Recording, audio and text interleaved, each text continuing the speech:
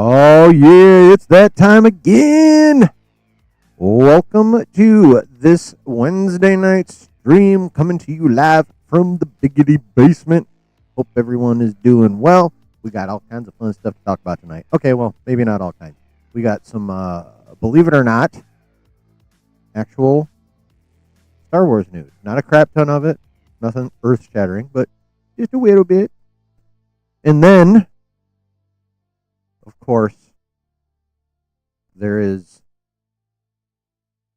the plan, the conspiracy, the strategy. What am I talking about? Talking about Marvel versus Scoopers. That's what I'm talking about. We will get into all of that. Not that there's much. News is fucking slow. But we going to get into what we got.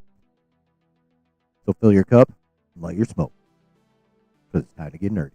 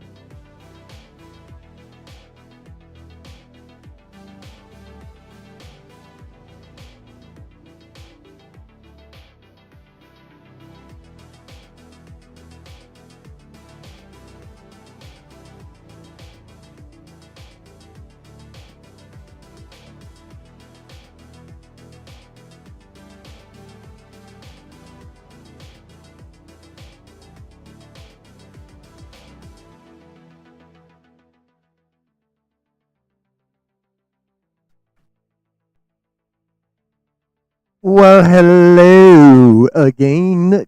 How is everyone doing? Welcome to the basement here on this Wednesday evening. And why is my camera? I thought I fixed that shit. That's better. Yeah, it's better. Now I don't look like a fucking hobbit trying to look up over the counter while I'm streaming. Hey guys, how's it going? What's everyone doing? Ain't doing that shit.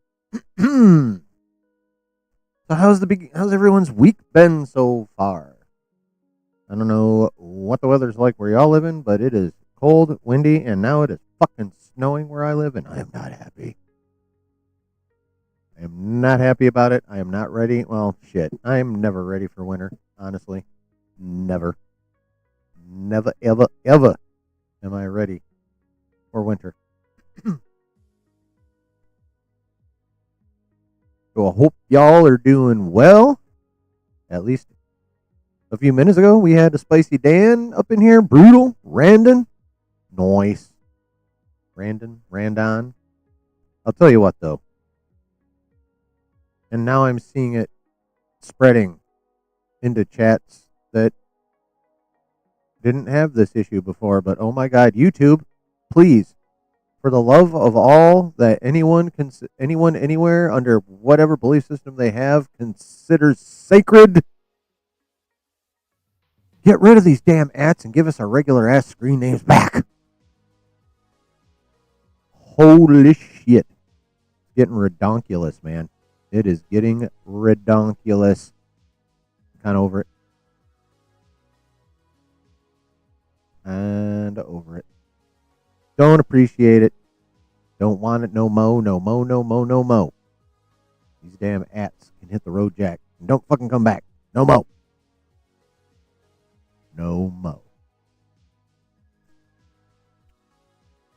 Yes, I know, Spicy Dan. I'm very sorry.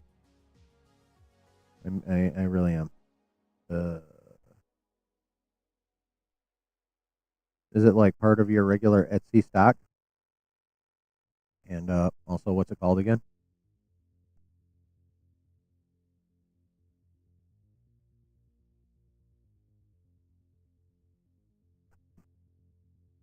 What the fuck? Give me 1 second.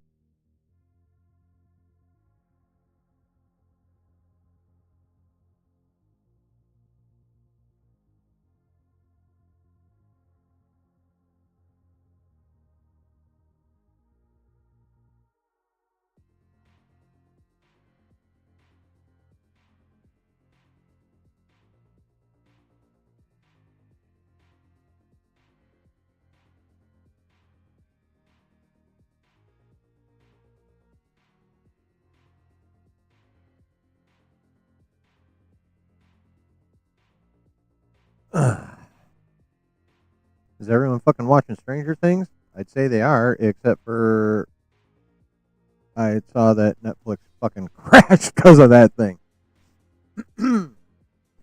Maybe it's fixed now. Maybe everyone's binging Stranger Things instead of hanging here. And you know what? Don't blame me in the slightest.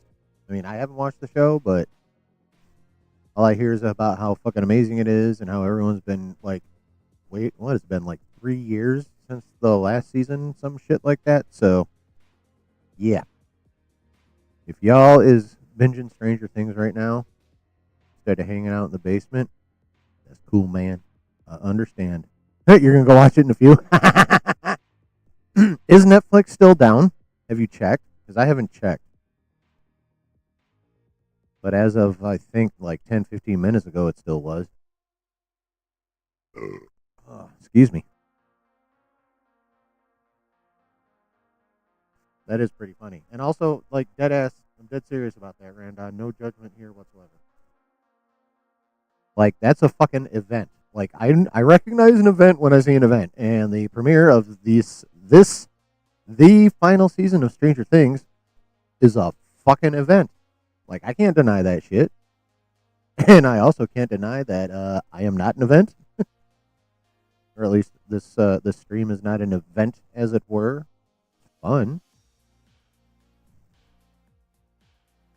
So you were on there just a few ago, but but Netflix is back up. Okay.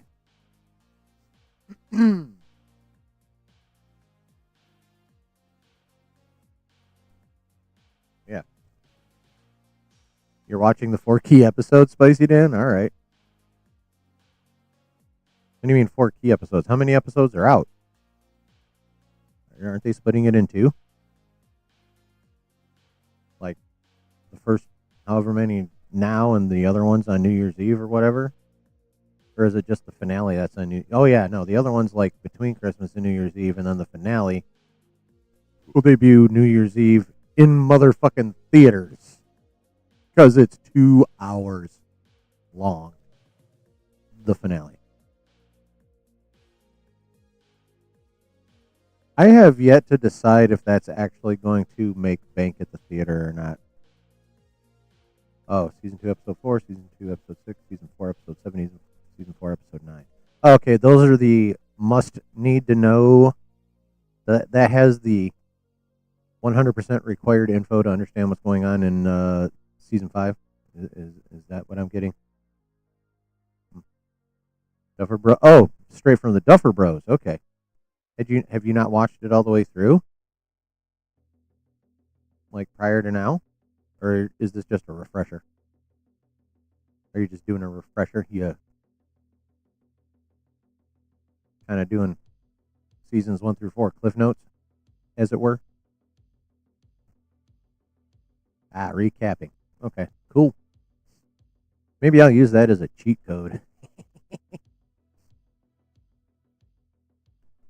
Just watch those 4, hop into season 5, and then, at my leisure, go back and actually watch the first 4 seasons all the way through.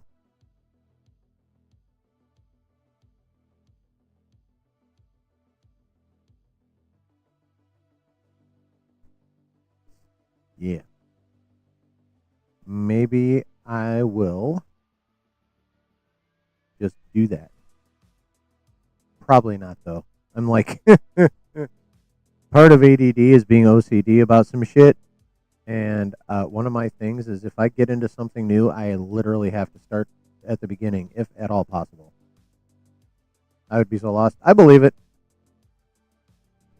And like I said, I kind of like my brain requires me to start shit at the beginning.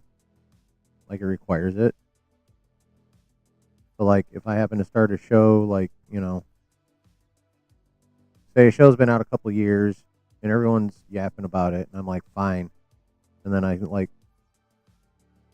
but if it's like on the 3rd season, I won't even touch the 3rd season until I go back and watch the first 2. I'm like that. I'm like that with bands too. If I don't get into a band till they're like, 2, 3, 4 albums in, I'll be like, damn, these dudes are badass, and I will immediately go to their earliest album and listen. It's just how I fucking roll. Book series, anything. If I don't start at the beginning, I have to go back to the beginning ASAP.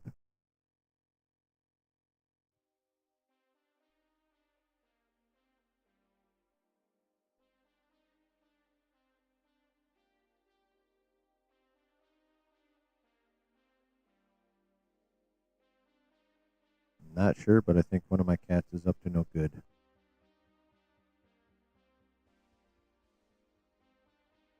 I heard a noise. Now it's quiet again. Not sure if that's a good thing or a bad thing. What up, Brooke? Not sure if that's a good thing or a bad thing. Oh, yeah. Thank you, Brooke. Yes, join the Discord if you have not yet done so. Also, pretty please hit that there like button if you haven't done it already. Please do. And if by some chance you are new here, clicked on the video, got curious, actually it'd be the other way around, got curious, clicked on the video. First of all, thank you. Thank you very much. Hope you have a good time here. So also hit the like and a couple extra buttons for you, the subscribe and the bell. Hit those. Pretty please and thank you. Costs you nothing but like 3 seconds. Click. Or sorry, click, click, click.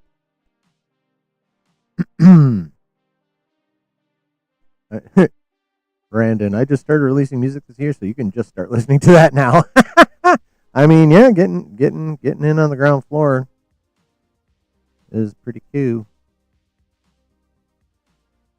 You'll be a bit busy. Okay, that's cool, man. Like, I have a face for radio, so like I understand if like you just put me on in the background and listen to this voice. Let it soothe you. Oh yeah. Welcome to the basement. That kind of thing. That kind of thing.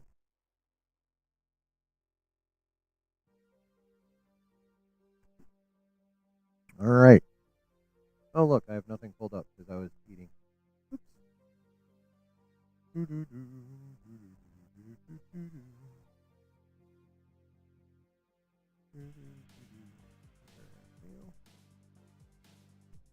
Pretty sure I have everything bookmarked.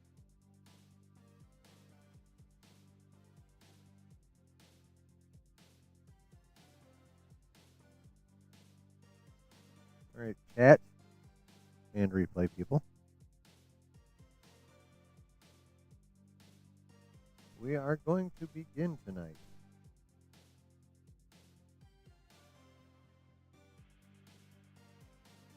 With a little Savo's music.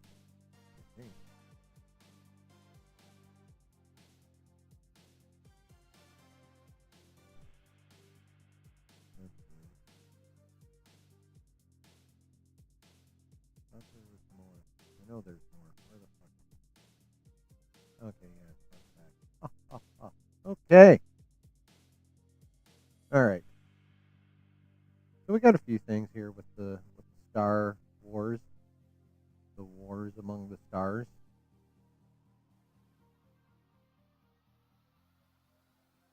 Yeah, before you're super famous. Exactly. I was there when. I knew him when. When he transitioned from being an editor, along with whatever else, to a full-time musician and kicking ass.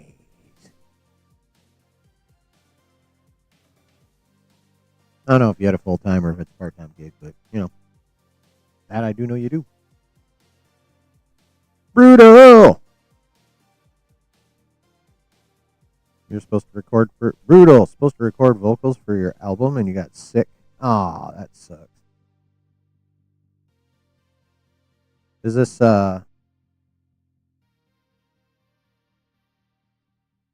is that one song you played on that one stream about with about the $500? Is that gonna be on that album, or is that just like kind of a thing you did, but an example of what we can look forward to on said album? Like what's the story with that shit, Brutal?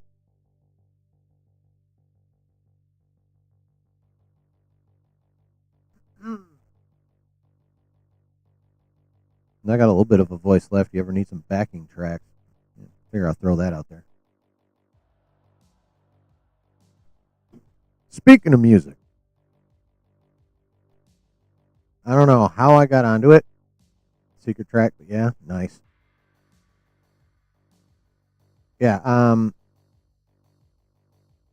some I don't remember. I think it was just random song I heard or random conversation. But y'all know about Seven Dust? You heard of Seven Dust?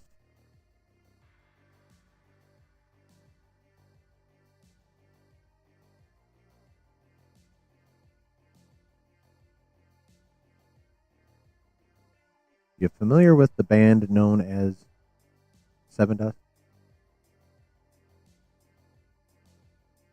Well, they've been around for a minute, and I think I heard one of their bigger hits the other day, and I'm like, you know what? I haven't actually just like straight up listened to these motherfuckers in a long time. I need to get back into some Seven Dust. So what did I do? And here's where I circle back to what I was talking about earlier. I went back and I started with album number 1. I am almost done with album number 2. I'm just listening to them shits straight through. And some of their more recent stuff I haven't even heard. So I'm really looking forward to, getting to that stuff. What up, Sean?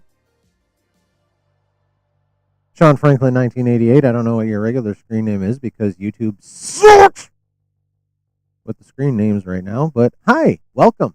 Thank you for clicking on the video. Thanks for stopping in. Welcome to the basement. But John is a badass singer, yeah. What up, C-Dub? Happy Blackout Wednesday. You talking about Netflix? Crashing? But yeah, no, LeJohn's dope. And you know what I found out, Brutal? You know what I found out? When I was listening to that shit, I can still sing some Seven Dust. Waffle's my favorite tune. Like, I listen to that like fucking 7, 8 times in a row. I can only sing along with it like 2 times in a row because I'm old. But yeah, Waffle is my fucking jam, dude.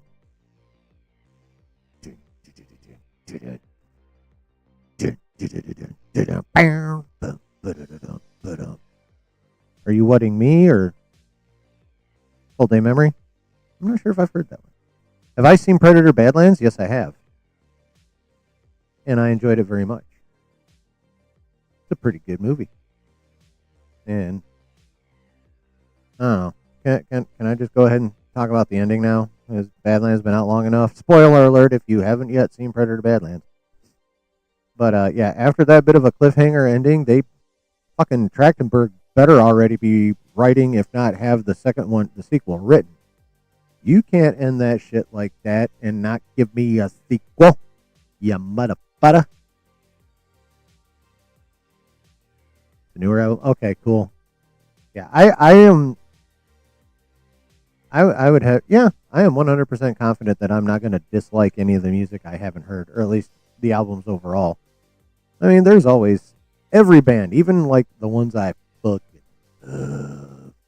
have songs I consider weak and don't enjoy anywhere near as much as the rest of them, or even very much at all. A couple of them here and there that some of my bands have thrown out there.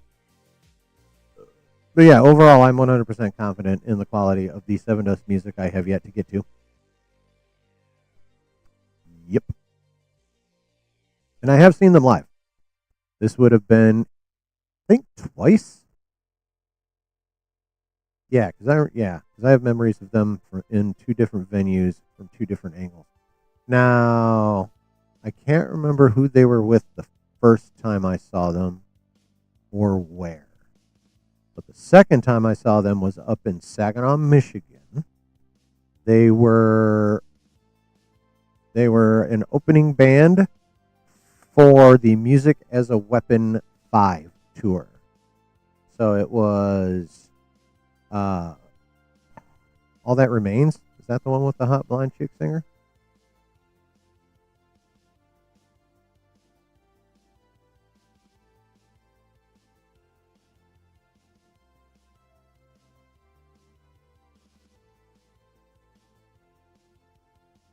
No. Who am I thinking of? God damn it.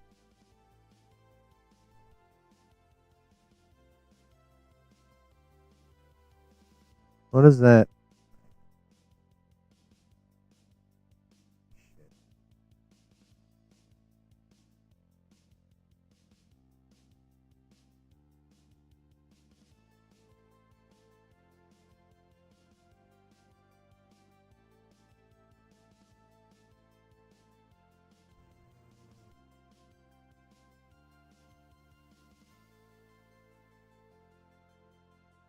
Oh no, I know. Nope, not Hailstorm. But yeah, no, I know who All That Remains is. They actually they've come to Michigan quite a bit. Alright, I'm gonna figure it out.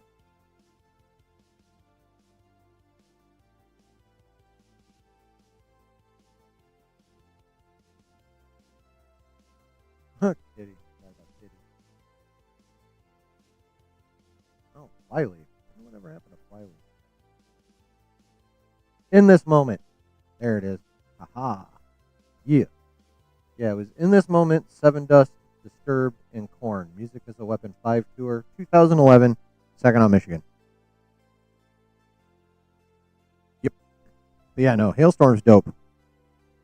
You rolled a joint for Ollie Herbert? Yeah. I rolled a joint earlier because I wanted one.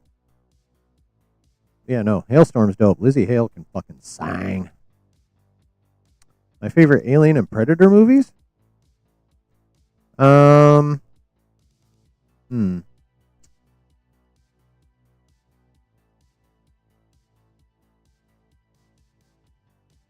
Okay, so you know those memes, or yeah, you know those. Oh, dude, that show was amazing. Um, but it actually Disturbed was like the full headliner of it. Korn was second to last. Disturbed came on last. Um, Predator. Actually, I don't know if this might. Oh, oh, I got you. Asking Alexandria. Nice. That's pretty sick.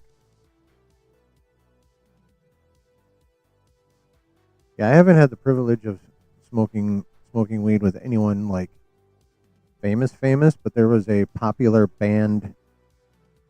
regional band that I smoked weed with on a couple of occasions. They were called the Reverend Right Time and the First Cousins of Funk. Pretty fun band. Let's see, favorite Alien and Predator movie.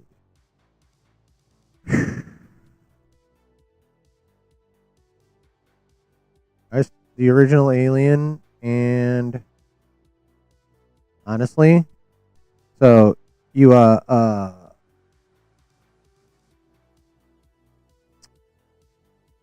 know that meme where like it's got the dude from Tangled with all the knives and shit pointed at his head, and then the traditional thing is uh what opinion will have everyone like will have you like this.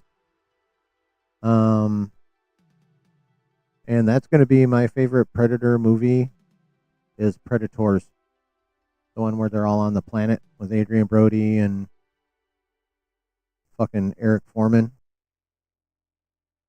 I really like that movie. Oh, Lawrence Fishburne being all crazy. I really like that movie. C Dub, is there anything cool that you haven't done? Used to manage for Today and Amur, both toured with All That Remains. You managed Asking Alexandria as well. You still talk to Ben from Asking. I hate you, Kenny.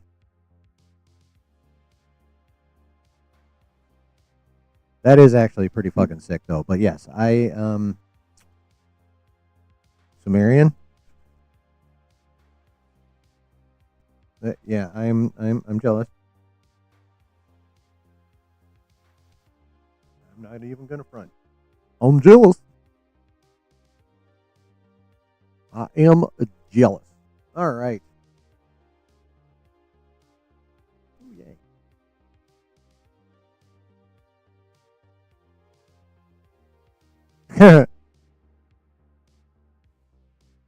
Got Dub and Brutal. That would be fucking hilarious if you guys actually have met, but have no idea. I'm going to venture to guess neither of you look the same as you did back then. Or at least one of you doesn't.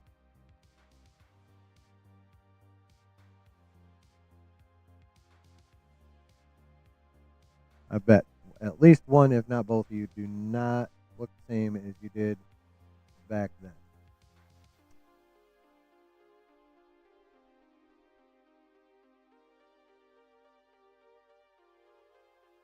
Yeah. Okay. Oh, nice.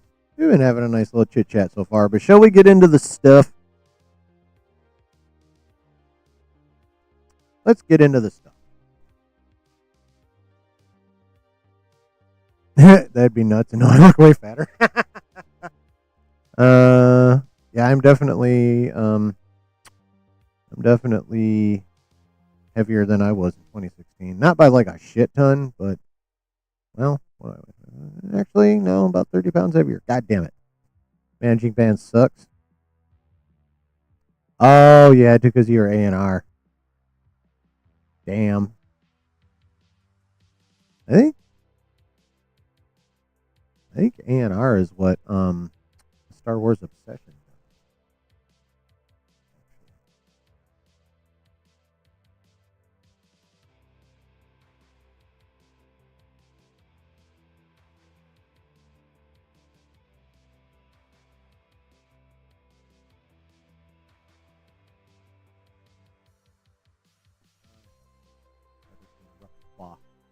Okay, nope, that's not what you're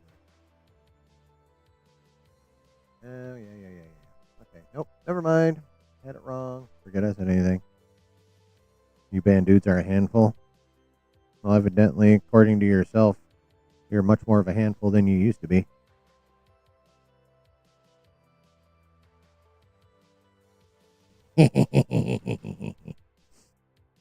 All right, chat. So, to the point. And right now, the point is from Star Wars. First up, as we all know, this coming May, we are getting our first movie from Lucasfilm, or from Star Wars. Two hands now.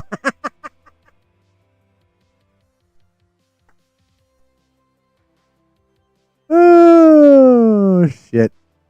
Well played, sir. Well played.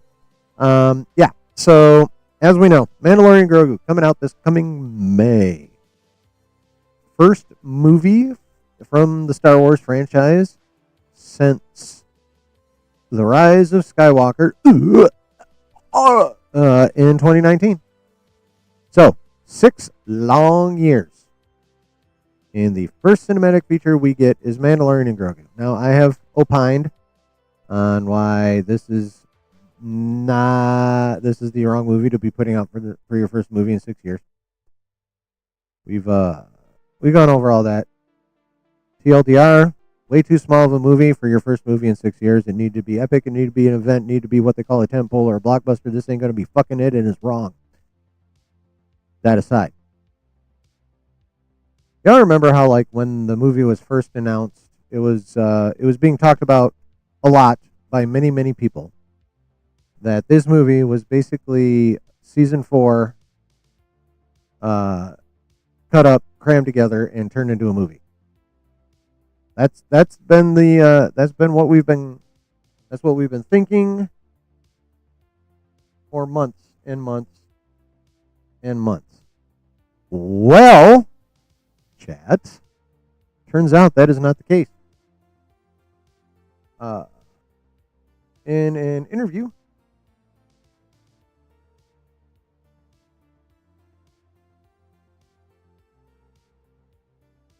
with, I believe, Empire Magazine, Jon Favreau let us know what's actually going on.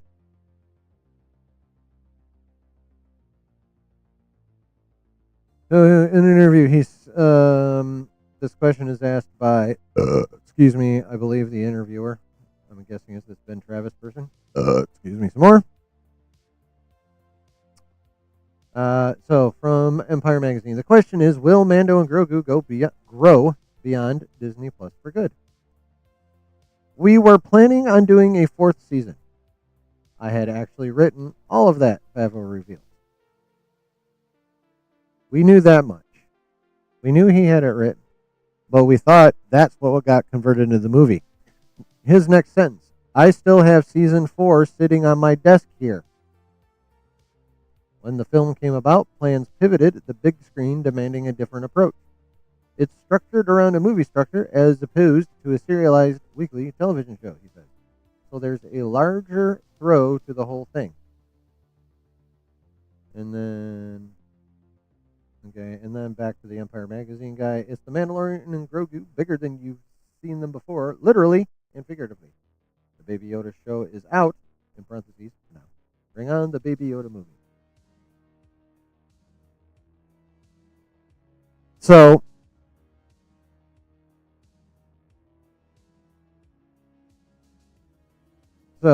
chat,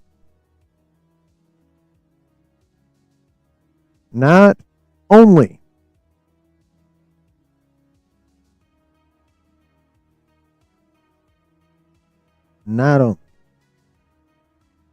actually, that's not even the right way to start that sentence, which is why my brain fucking stopped right in the middle of everything. As it turns out, they didn't take season 4 and readjust it to become a cinematic feature. No. Season 4 is still on Jon Favreau's desk. They literally said, oh, hey, we need a movie. Fucking Kathy Kennedy can't get a goddamn movie in a fucking theater to save her life. We need one now. Hey, yo, John. Let's do a Mando and Grogu movie. But we're starting from scratch. Come up with something. Please and thank you.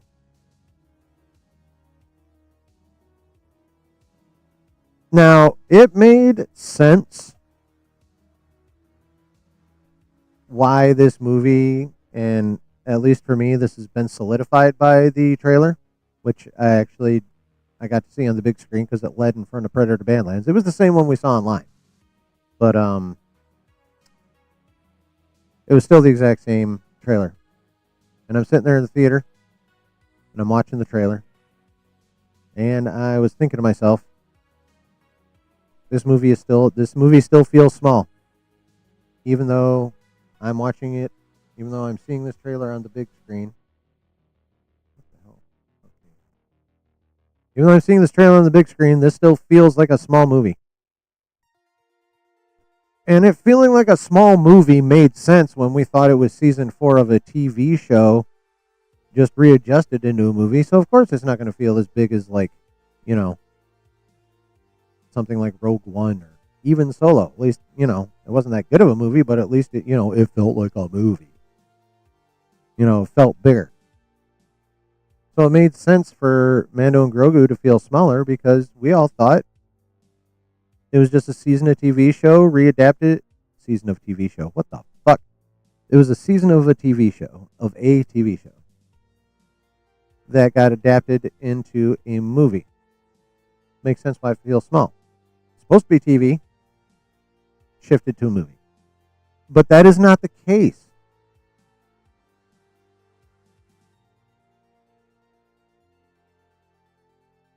The case is they decided they wanted a Mando and Grogu movie, and we're like, hey, give us a story and let's make a movie. So they started from scratch. And I love Jon Favreau.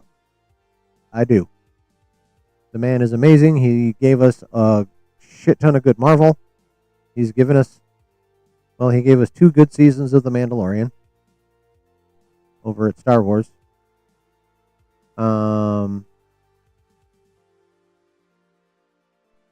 But the best he could come up with in a pinch was a quest for Rada the Hutt.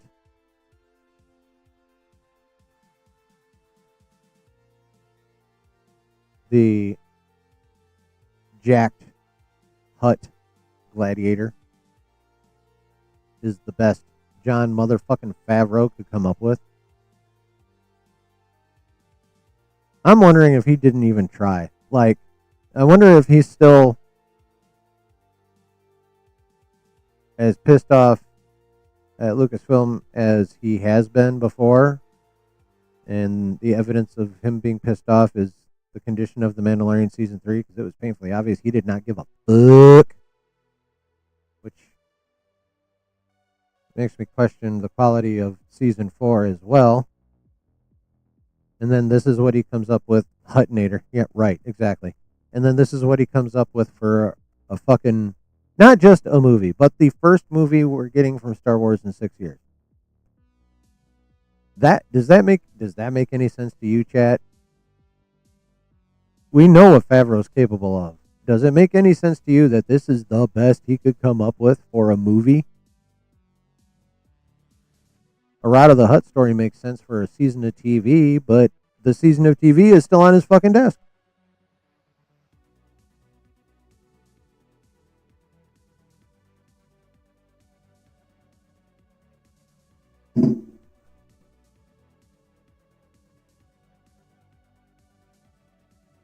What the actual hell is going on with Jon Favreau?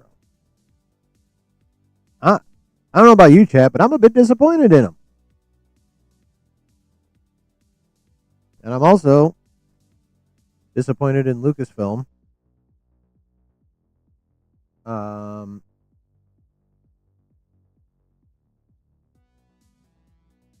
not being smarter about this.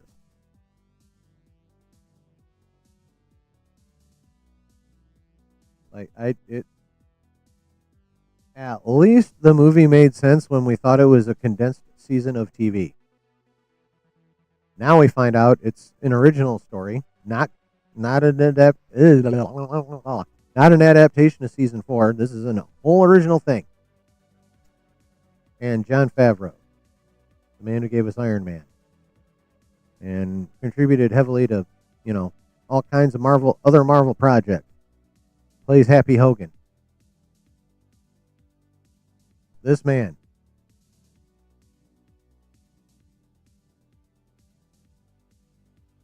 is giving us Rada the Jack Hutt. That's it.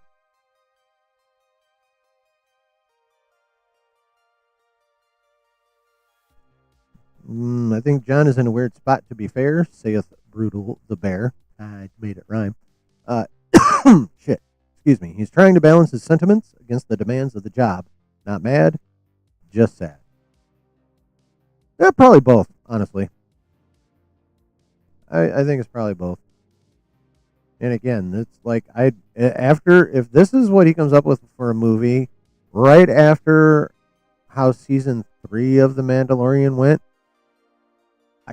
I'm feeling like I don't want season 4. Like, I'm very skeptical.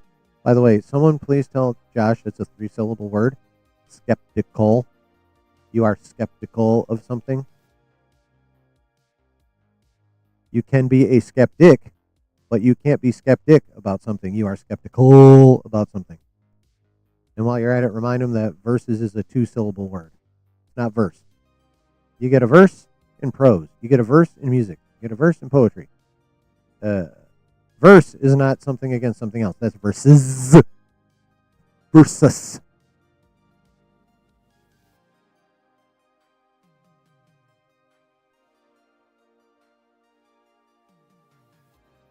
Someone remind Josh of that. But anyway, I digress.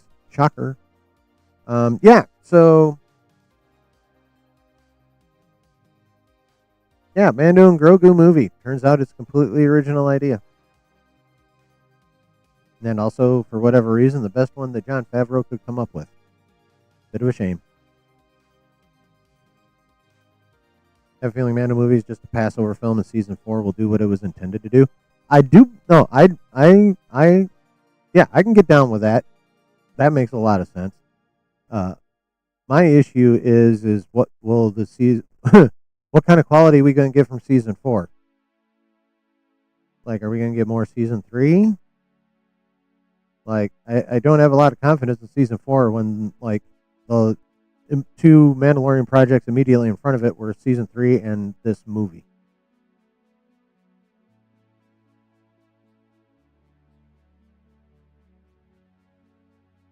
like that. Those are not hopeful examples. Those are not those are not projects that make me go, you know what? Season 4 will probably be better. He'll turn it around.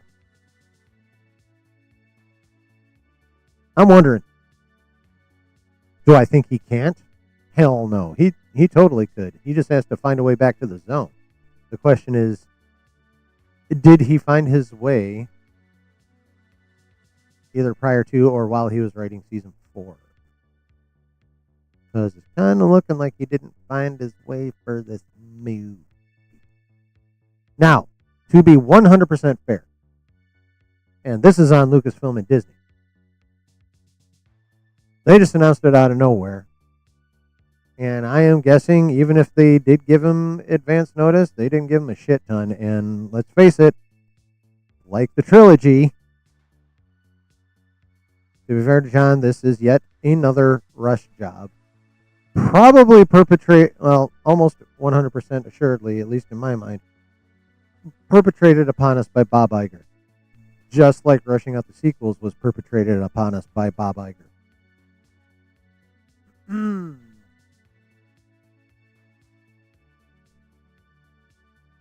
I hope is better. I feel like season 3 had shit crammed into it that wasn't in the original plan, but 4 will course correct. I really, really, really hope you're right.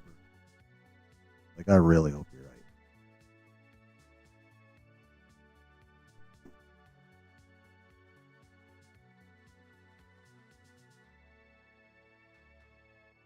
But yeah, so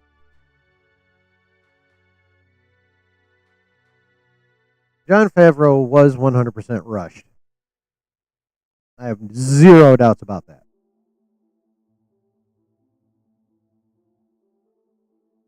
I have zero doubts that this was a rush job and that Favreau had the pressure of this rush job just dropped onto his motherfucking head. You'll always have season 2, 100%.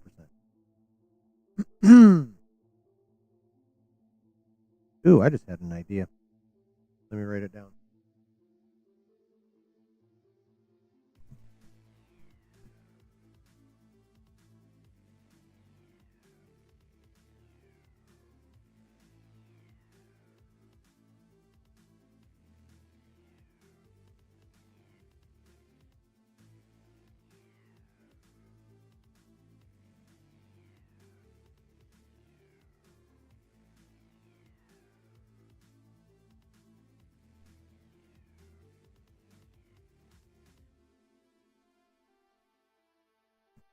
Okay, cool. They literally could have ended The Mandalorian right at season 2. Oh, dude, like, here's the problem. I get an idea and I forget it, and I'll get an idea and I'll be like, I gotta write that down, and then I don't do it immediately, and then I forget to write it down, and then forget the idea on top of forgetting to write it down. I am not good at that at all. This was this is an example of like what rarely happens. It needs to be what usually or almost always happens, but it's rarely. Like, I can't front on that shit. I got to keep it a buck. I got to keep it 100. I got it. Real talk. That was the rare. Unfortunately, that was the rare. So, any more thoughts on this? But oh yeah, he was. Got to be fair. He was rushed, and again, fucking Bob Iger. This is on you, buddy. Just like the sequels, now you're rushing out another movie. You fuckstick. But at the same time, we all know how talented Favreau is. And rushed or not, I am a little disappointed in him that that Rut of the Hutt is the best he could come up with. You know what I mean? Yeah. It's on Iger, it's on Disney, it's on Lucasfilm. But it is at least it's more on them. Most of it's on them. But a little bit is on Favreau because we know how good he can be. And this is definitely not peak Favreau. I want peak Favreau, but this could be wrong. Like let's while I'm in being fair mode, I could very easily be wrong. I could plop my ass in the theater come May and watch that movie and come out being like, God damn, I was wrong about that motherfucking movie. That felt big. It had scope and it was really fucking good. And I couldn't be happier to be wrong. That could happen. Could very easily happen. But as it stands right now, in this moment, with the information I currently have available, they don't look good. They don't feel good. They don't seem good. Not good.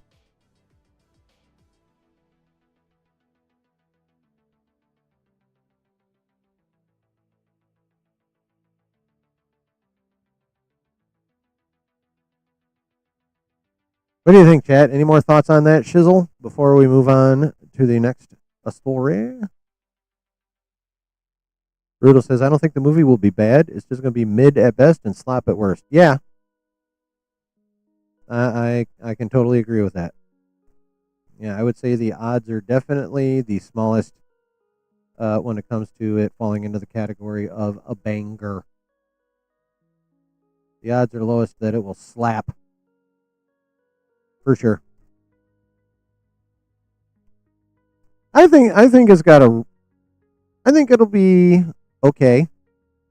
Like evaluating it from a cinematic perspective, story and all that shit. I think it'll be okay. I think it's going to look good visually. That is one thing Lucasfilm is pretty fucking consistent. It has been consistent at for its entire existence. It is the visuals. I mean, yes, there are exceptions here and there. There are scenes here and there that are whack. There are sequences here that are whack, and here and there that are whack. But like overall, a vast majority of Star Wars has fucking amazing visuals.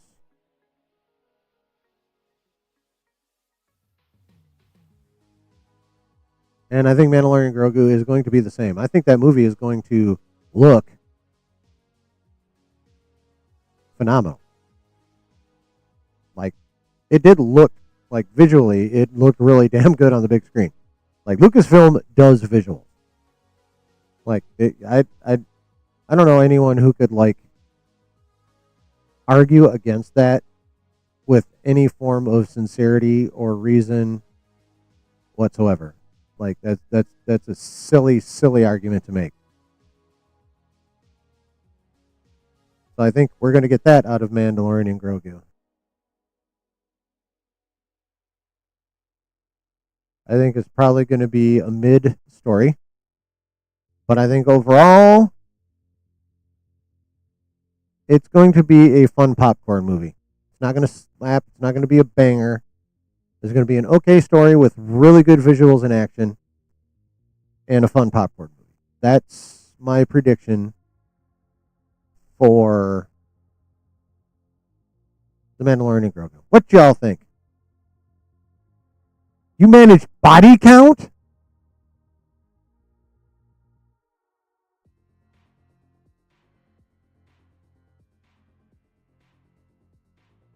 Bruh.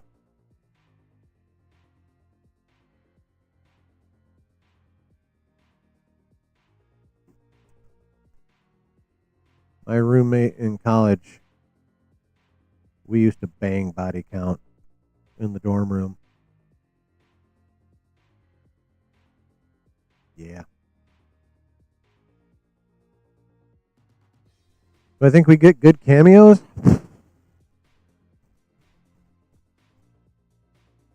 Sumerian. Shit, there's a band I really like. I know of that. Wasn't Korn on Sumerian for a minute? Or am I wrong about that? A band I really like used to. I know we're on Sumerian. Cameos. I'm pretty sure we're gonna get. Or is that in Ahsoka? Is it Mando and Grogu or Ahsoka where we're gonna get like more Zeb? Because I know we got that quick flash of him in Mando season 3. I feel like it's Ahsoka he's gonna be in, but they might whip Zeb out since they already teased him in Mandalorian. I don't see a reason why they couldn't, you know, tease him some more in Mando and Grogu to get us really hyped up to see him in Ahsoka season 2. So I think Zeb's a good possibility. Um, if they're really smart, so there's a big if.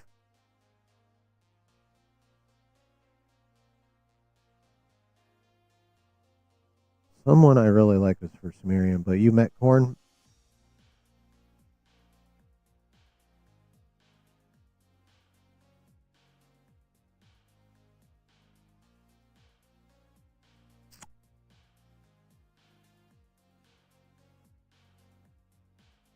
Lucky motherfucker.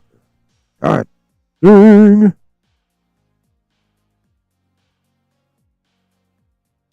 So Zeb's going to be a Mando. They if they want to tie if they want to start tying if they want to start tying this shit together, and this is assuming this is assuming Dave is still going to be making his movie. If they want to start tying shit together for that, they should actually have the whole Ghost Crew cameo in this movie. Do I think they will? Probably not. Honestly, I don't know if we're going to get any cool cameos. I hope we do. I think we should if they want to start tying everything together and set up Dave's movie. I don't know, but at least to this point, let me put it this way. Let me say this. To this point, I don't. I haven't read anything. I haven't heard anything, and nothing in the trailer made me feel like this was anything other than a self-contained story. To this point, that's how I feel about it. Now, hopefully, I'm wrong. Um, hopefully, we get some more information between now and when the movie comes out that shows that I'm wrong. That would be very cool. But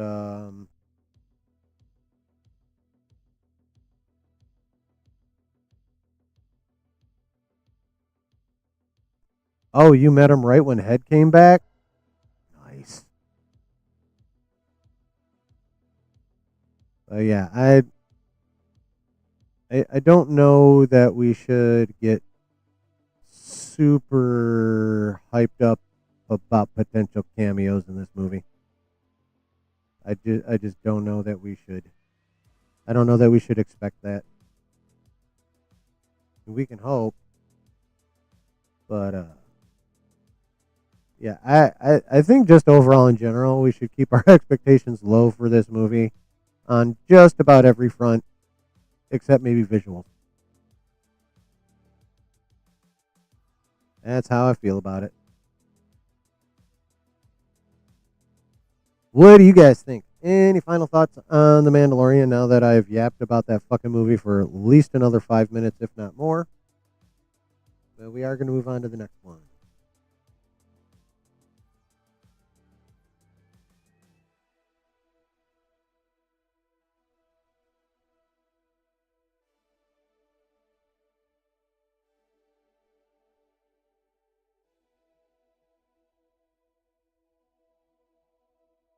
What the fuck? You bitches, you had this motherfucker for free the last time I looked at it. You hoes. Okay.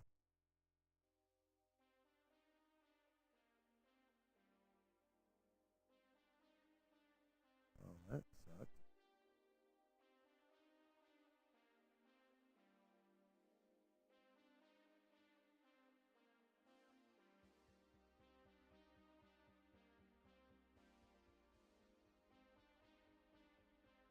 You fucking cunt. Well,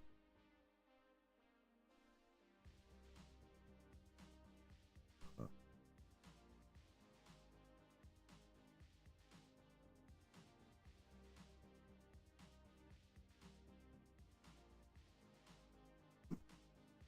Prez! You're at a 2 of 10 on the Mando movie. You talking on the hype scale? Yeah, I'm basically right there.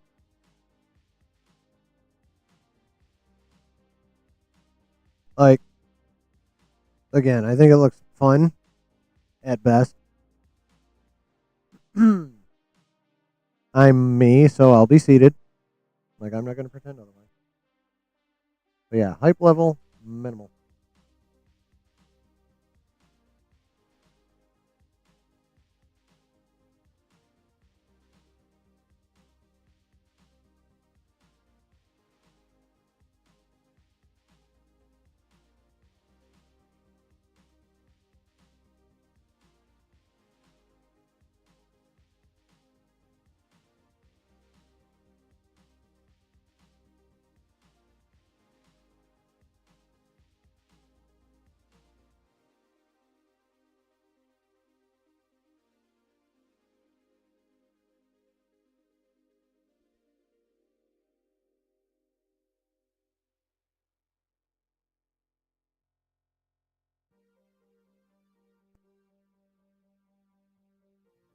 Yeah, a second, I'm,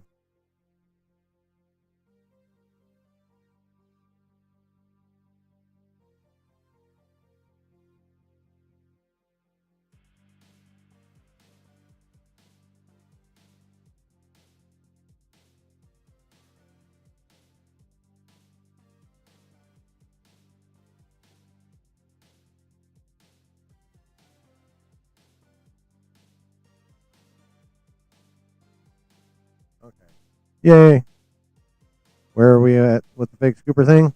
That's the headlining thing. I haven't even gotten to it. I'm talking some Star Wars news right now. And we've only gotten through one thing. And a TLDR. Lou, what's up? Brutal. Do you ever come to Michigan when you tour? And if you don't, figure out how to get to the Metro Detroit area because I said so. You heard?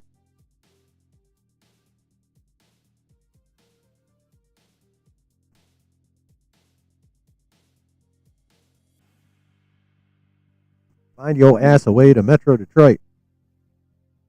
I will come watch your show. We will hang out after and murder brain cells and get nerdy.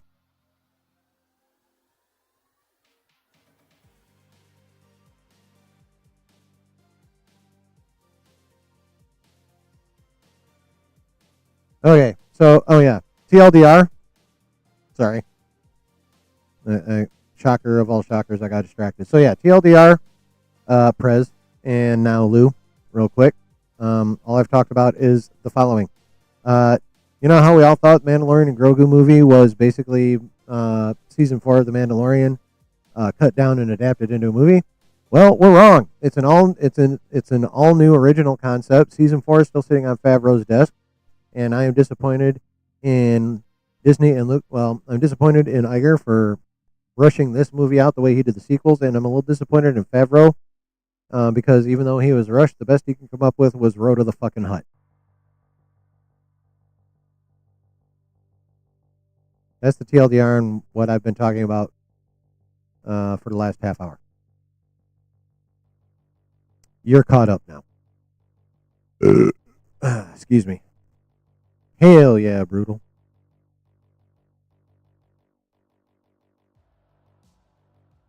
All right. Next item. Brace yourselves, chat.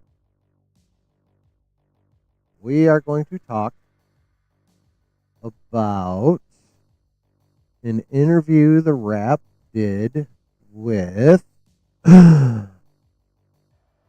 Leslie Headland.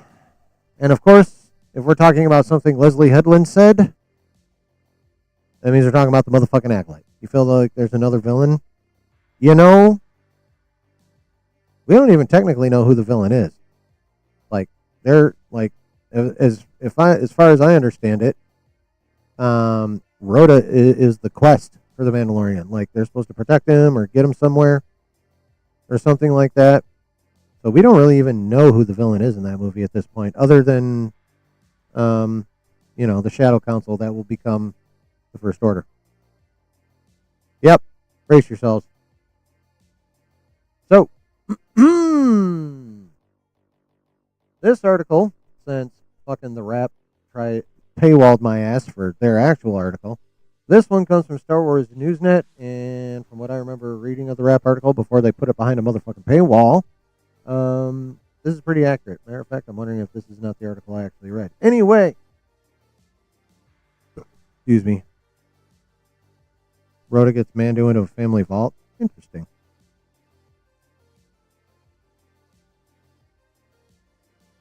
All right.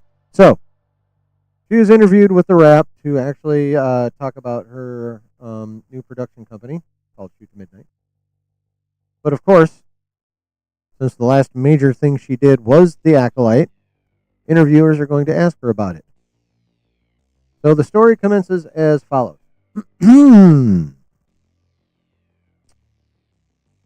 Ooh, damn, you got a nice 2 weeks coming up, C-Dub. All right, let us begin. Leslie Headland recently spoke with The Wrap to discuss the current state of the entertainment industry as she launches her new production banner, Shoot to Midnight. In the interview, she looked back at her foray. I don't know what the hell's making that pop up, but it's getting on my goddamn nerve. She looked back at her foray into Star Wars with the Disney Plus series, The Acolyte, and shared her reaction and reflections on the series' cancellation after just one season. While the first season came to its own conclusion, the episodes certainly left the door open for more storytelling, namely in a certain Sith Lord who made a brief cameo towards the end in one of the lamest cameos that has ever been done. He looked like a creepy cave troll, and it was stupid as fuck. I added that last bit. The actual sentence ended with end. Anyway, with the story feeling incomplete, the cancellation came as a shock to many fans. That's an overstatement. Actually, it's probably not, because the people who actually liked that show probably thought it was going to get a second season, and the rest of us who didn't like that show still thought it was probably going to get a second season because Lucasfilm is dumb as fuck. So yeah, it was kind of shocking that they did actually cancel it. To continue with the article, when asked about the series, Headland reflected on her reaction to the news. I was not surprised by it. I think I was surprised at the swiftness of it and the publicness of it. What are you talking about with the publicness? How do you not cancel a show in public? If anyone can explain how you don't cancel a show in public at least a little bit, I'd love to know. I was surprised by how it was handled. But once I was getting particular phone calls about the reaction and the criticism and the viewership, I felt like, okay, the writing's on the wall for sure. Okay, so she was getting those phone calls before the actual cancellation. All right. Well, you'd think that, except Palpatine killed him in his sleep. Ironic. She discussed the series' viewership numbers, which she felt might have been enough to justify greenlighting a follow-up season. However, because the project was part of Star Wars, it fell under greater scrutiny than another streaming project might have. While she is admittedly disappointed, she understands the call wasn't hers to make in the end.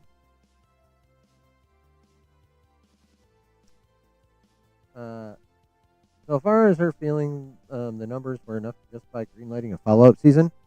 I don't know what fucking number she was looking at all, because the actual numbers said that after the power of many, the many showed their power by stopping watching the show, and the viewership tanked after that stupid ass episode.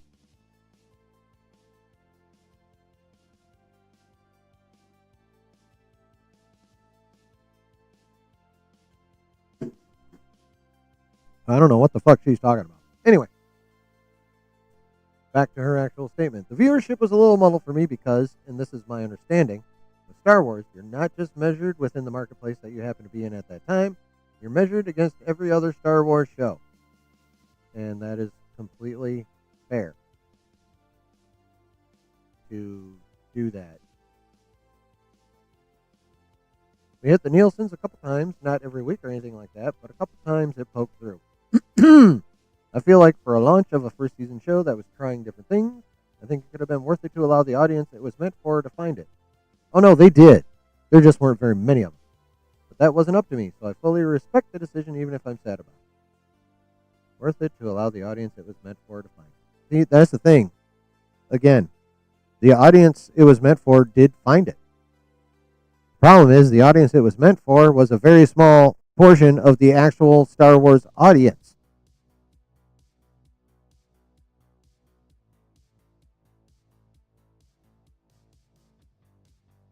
So it's not a question of whether it found its audience or not. It did. The problem is that it was a teeny ass audience, especially after episode 3. Second least watched show, live action Star Wars show, only behind Skeleton Crew. Sorry, Leslie, don't know what to tell you. When you have the second least watched show, at the time, the least watched show, live action, yeah, your ass going to get canceled.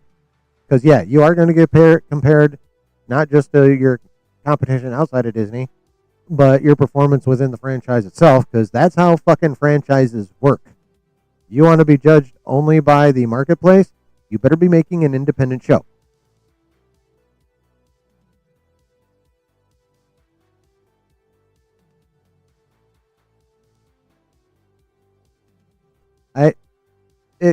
Okay, I got a rant for a minute, chat. Now that we're kind of have worked our way around to this thought that just popped off. I am completely mystified how so many creatives fail to understand the differences between working inside a large 4-quadrant IP franchise and how shit gets evaluated with those versus working outside of an IP, just doing all completely original shit. How a lot of these creatives don't understand A, that it is different, and B, why it's different blows my motherfucking mind. How do I, who has spent literally zero time in Hollywood,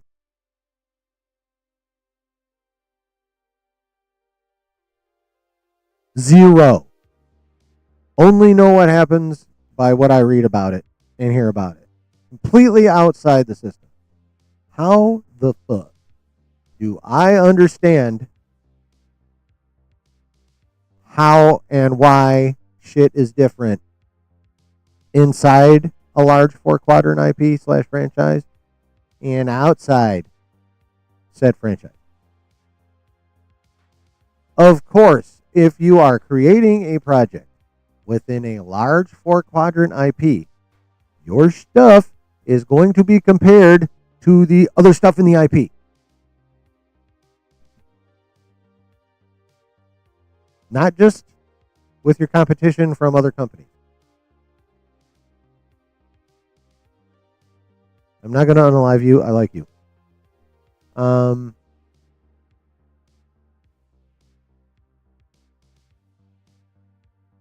Of course it's not the same. You can have a project inside an IP that, say, comes out in February. February is generally a slow month for entertainment. So you drop this show in February, and since it has next to no competition, it gets good numbers. So it whooped its competition, or lack thereof. Okay? But when you take the show inside this large IP and compare it to the other shows in the large IP, and nobody fucking watched it compared to the other shows, is going to get judged harshly. And there may be consequences.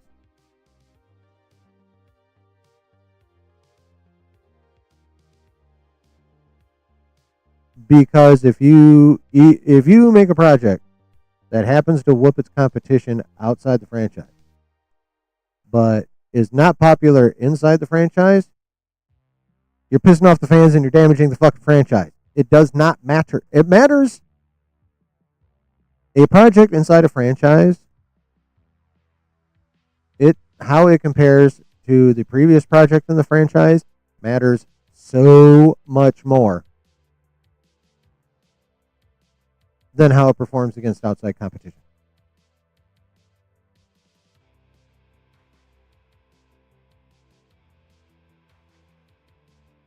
And the fact that I understand that, and these people who are like in the system and have been in the system for a while are still puzzled by this concept.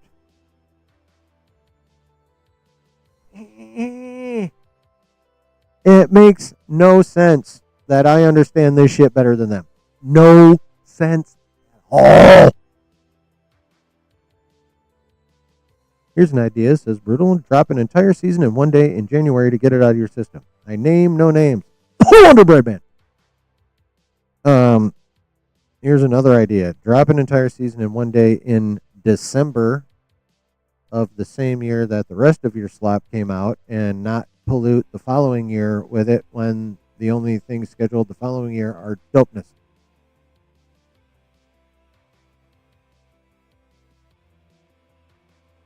How's that for an idea?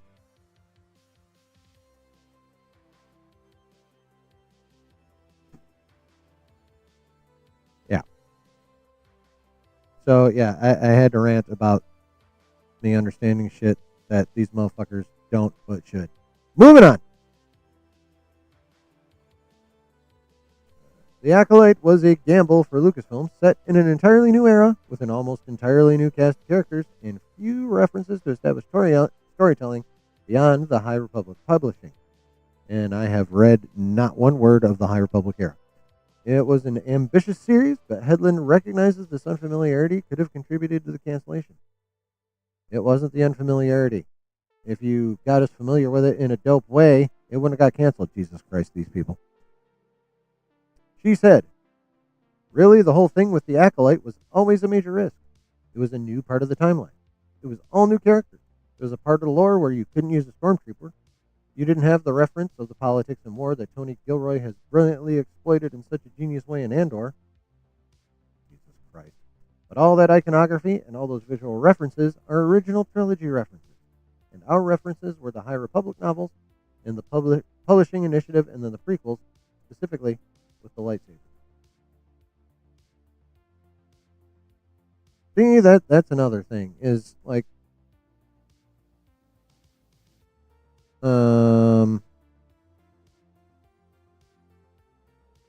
actually, Brutal, they are, the entire industry is shifting away from that. Like, Disney literally took language out of something official that used to reflect the EI, and it's gone now.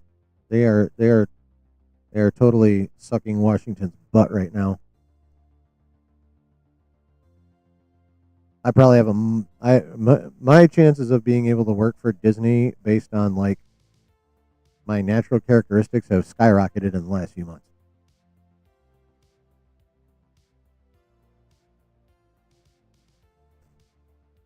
I wouldn't I wouldn't say, well, it depends on how you want to define fixing it. There's technically nothing wrong with DEI. It's just Disney did it. Like, the concept is actually a good concept. Like a lot of concepts. The idea behind them is good, but then they get executed like ass. And that's Disney's problem. There's a right way and a wrong way to do DEI, and Disney chose the absolute wrong, completely inorganic, completely disingenuous path. And that is why Disney, or how Disney fucked up. The problem has never been DEI itself. It's always been in the execution. And Disney executed it poorly, to the point of fracturing fandoms and actually doing a disservice to the groups they were trying to help.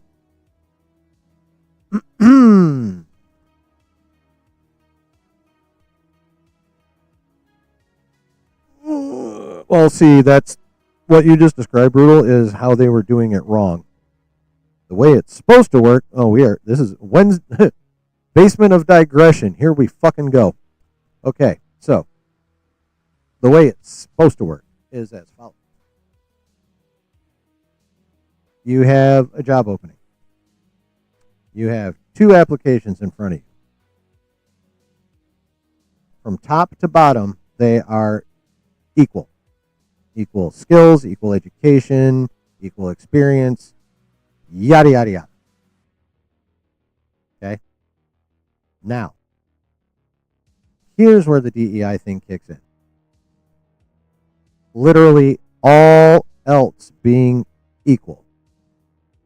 If you got a white dude who's one, and then a minority, pick your flavor, and the other,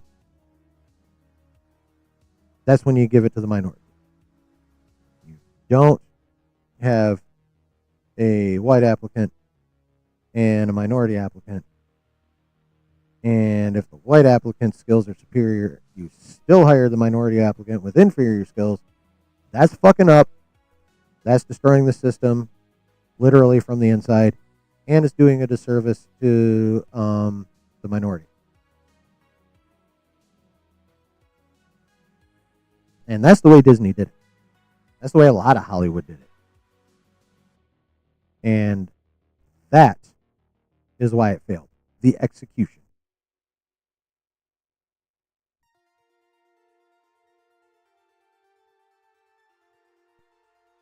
Let me grab a pop, which is in the mini fridge right behind me, so I'll be back real quick.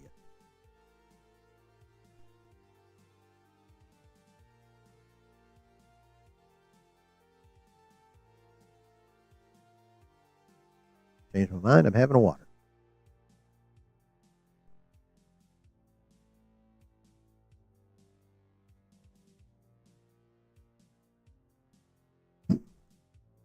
All right. Here we go. So yeah. Back to Ms. Headland. Yeah. It wasn't the unfamiliarity lady. Chair stream, right?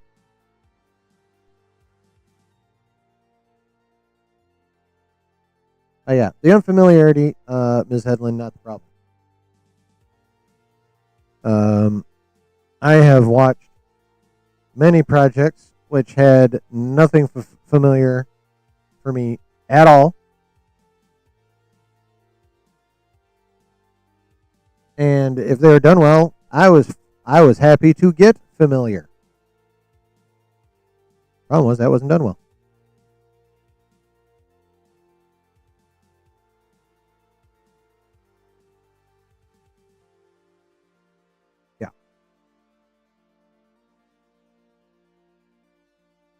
All right. Okay. There was strong backlash online to the series, with some content creators campaigning against it even before it aired. That's true. But that's the crowd that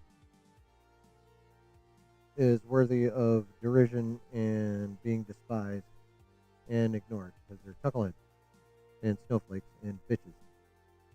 While there was a section with legitimate criticisms of the show, well, at least someone acknowledges that that group exists, and it doesn't stick us all underneath that because we criticize the show.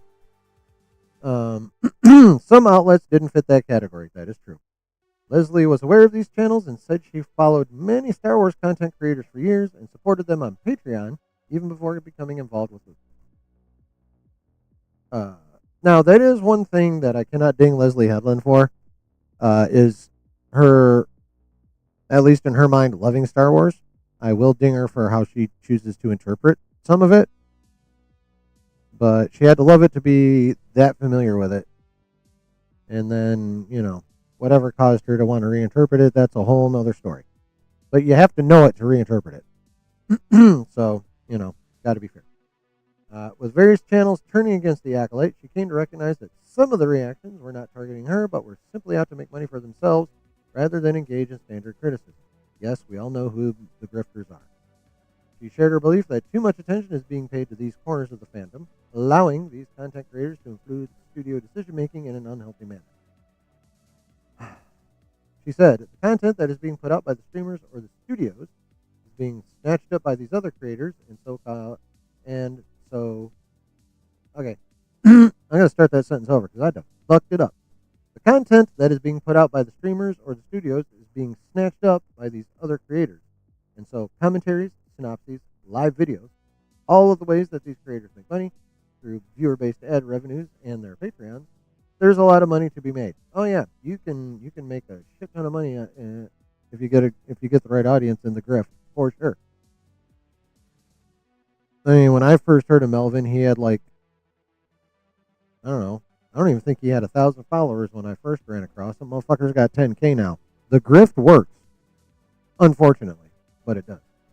And by the way, have at it. Get your coin 100%. But it revealed to me that there's a misunderstanding between the studios and that engagement. They think of it as fandom, and in ways it is, but studios use it almost like a focus group. Okay, well, first of all, your fans is the most important focus group you have. Number one. Number two.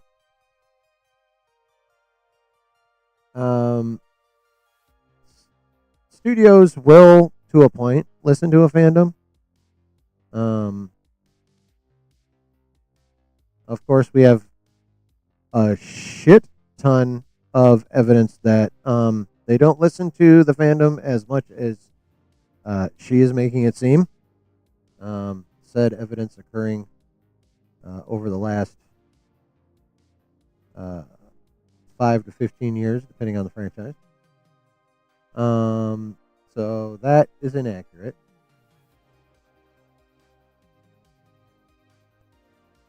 What happened, at least with your show, I mean, was all the grifters going against it before it even aired? Yeah, that happened, and it was stupid because you can't judge a shit until you watch the shit. Like that's just what makes sense.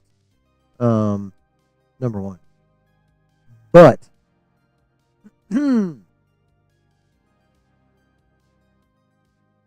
once you cut out the obvious grifters, if the people that are left are still bagging on your show, there's legit reasons for it.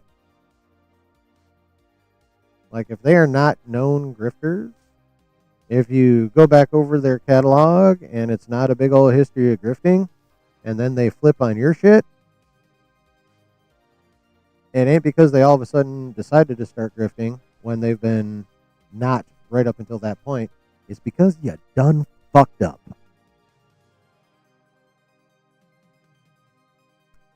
That's why. Your show got canceled. Not because of grifters. Not because it didn't find its audience. It's because you filmed The Power of Many and viewership tanked after that lame-ass episode. That's why it got canceled. And also because it cost over $250 million. And then the viewership tanked.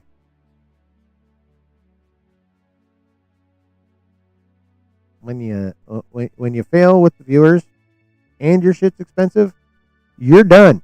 Or at least you should be. Yeah.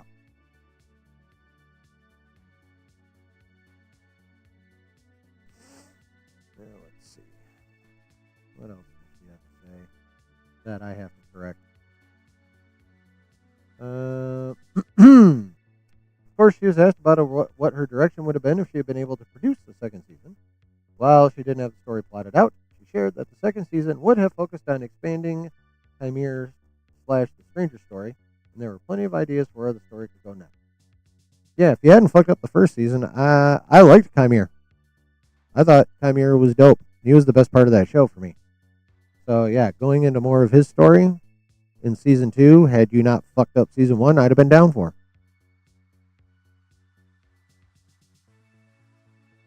My showrunner and I had a lot of ideas going into season 1, so we were definitely thinking about that, specifically with Manny Jacinto's character. We always knew that Li Zhengzhai was going to be the emotional anchor of the first season, watching the deterioration of that father figure. So we had already thought ahead and thought about what type of relationship we wanted to look at in the second season. Despite the online negativity and the cancellation, Hedlund remains positive about her experience of working with Lucasfilm and highly praises the creators she worked with in bringing her Star Wars story to life. Well, like, she's going to come out in public and be like, yeah, they fucked up. We all fucked up, but they really fucked up by not keeping me from fucking up. She ain't going to come out and say that shit. I have no regrets, and I'm absolutely obsessed with Star Wars. I still am, and I love my show, and I know that it was wonderful. And honestly, the designers that worked on the show are more responsible for it because of what Star Wars is. Creating that world is honestly harder than creating the narrative and the dialogue and the characters. That stuff I've done. It's more hiring the right people, and all of those people were brilliant. I would say the evidence goes against that statement. Okay. So that was it. So the main points: overstating the influence of grifters, completely missing the point of how creating projects inside an IP works. See, people like to a lot of Hollywood types. Another quick mini rant. There's a lot of Hollywood types that would like to intimate or, well, flat out say that it's easy, that it's easier, or that it, being inside an okay. Let me try that again. There is a sentiment that a lot of Hollywood buys into, that working within a large IP stifles creatives, limits them, and doesn't allow them to be as creative as they could be outside of an IP.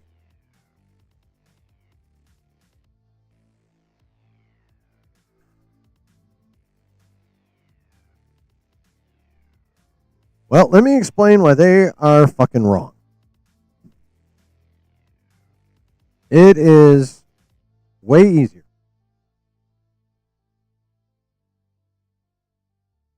to create a story. We'll even say it's easier to create a good story outside of an IP than it is inside of an IP. Now, chillin', you say, that only seems to bolster the original point. Let me finish.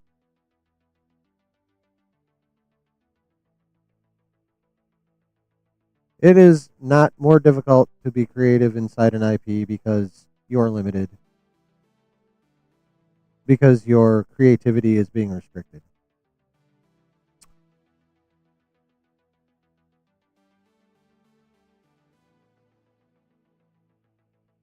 Uh-oh. Train of thought derailed.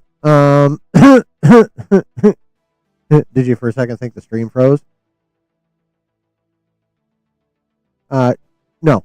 You have to be able to be more creative to work within restrictions than you have to be with total freedom.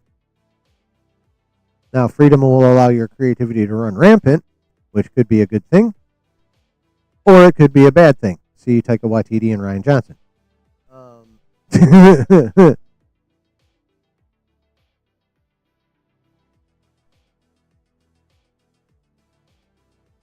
But you have to be more creative to write for an IP an original story that is good, but that also still honors the lore and the history of the IP itself. You have to have a more creative mind to be able to pull that off than you do to just, come up with some story out of whatever and come up with everything all on your own. That part is difficult, coming up with all that shit on your own. But it still requires more creativity to come up with something that is good, that is original, but still honors the IP that you are working within.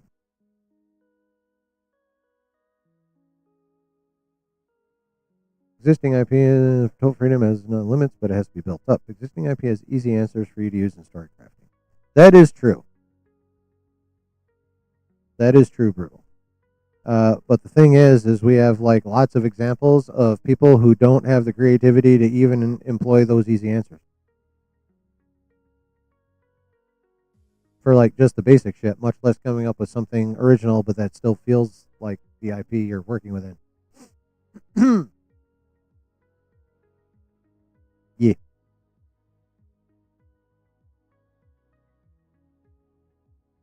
Yeah.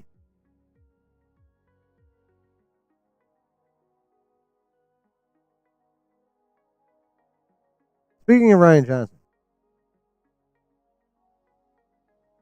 he did a big old interview with the Hollywood Reporter because they were mostly asking him about his latest entry into the Knives Out, his own little Knives Out IP.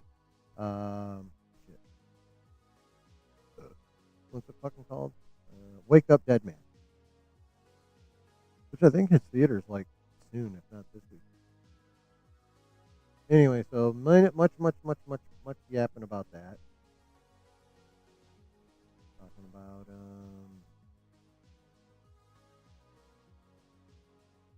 okay, so whole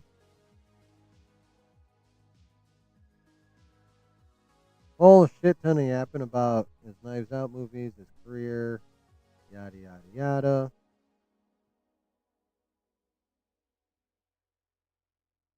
Okay, and then they get to the point of history when we start talking about The Last Jedi, yada yada yada.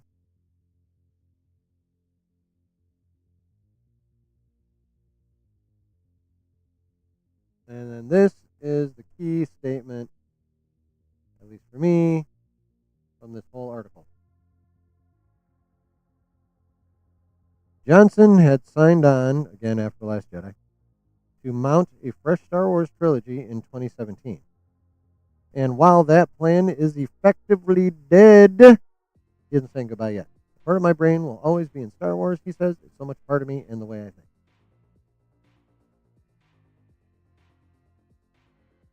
No, bitch.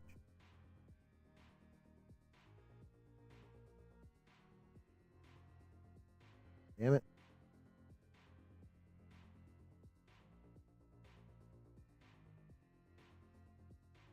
Ryan Johnson's trilogy, according to the Hollywood Reporter, a trade.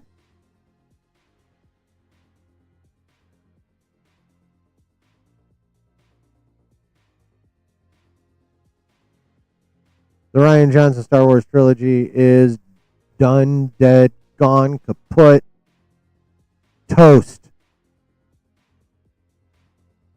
And to that I say, woo! Hell yeah. For someone who allegedly likes Star Wars,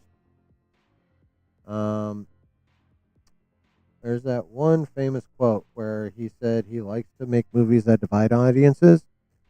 Well, Ryan Johnson, while you are overall a good filmmaker, that cannot be denied. When you're working in an IP, your goal should never be to divide the audience.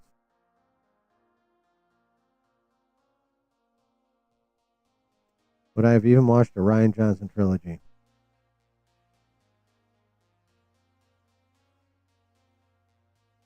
I would not have gone to the theater. I may, after and very uncertain, but probably long amount of time, may have given it a chance on streaming. But I definitely would not have uh, gone to the theater, spent money on a ticket and concessions to watch a Ryan Johnson Star Wars trilogy. Nope. Would I watch it ever?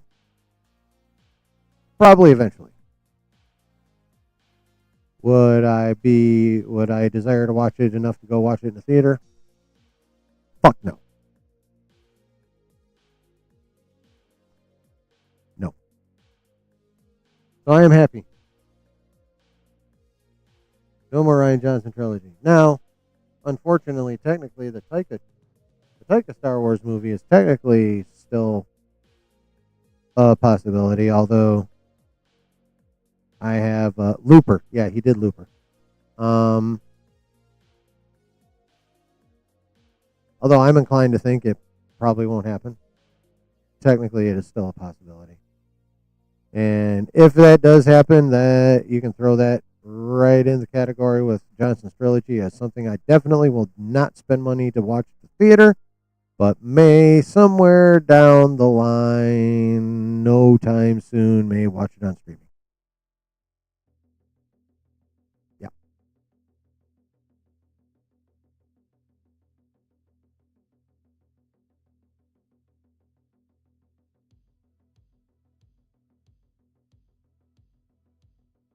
Yep. So what do you think, chat? Yay. He gone. Do, do, do, do, do, do. He gone. Do, do, do, do, do, do, do.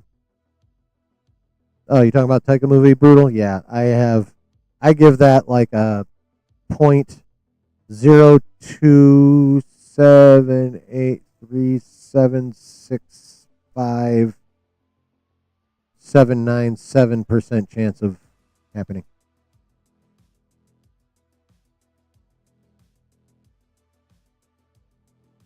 Yeah. So, at least in my mind, that qualifies as good Star Wars news.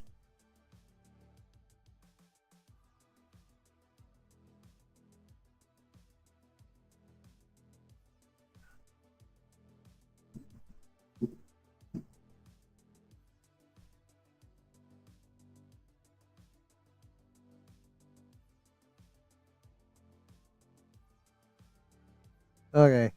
I was undecided about talking about this one, so I'm going to talk. We got two more Star Wars things to talk about. I'll talk about this one first, and then we will end on one that I feel could also be good news, even though it's probably fanboy dream. We'll get into that first. Y'all remember a while back, it came out. Oh, dude, that so would have slapped.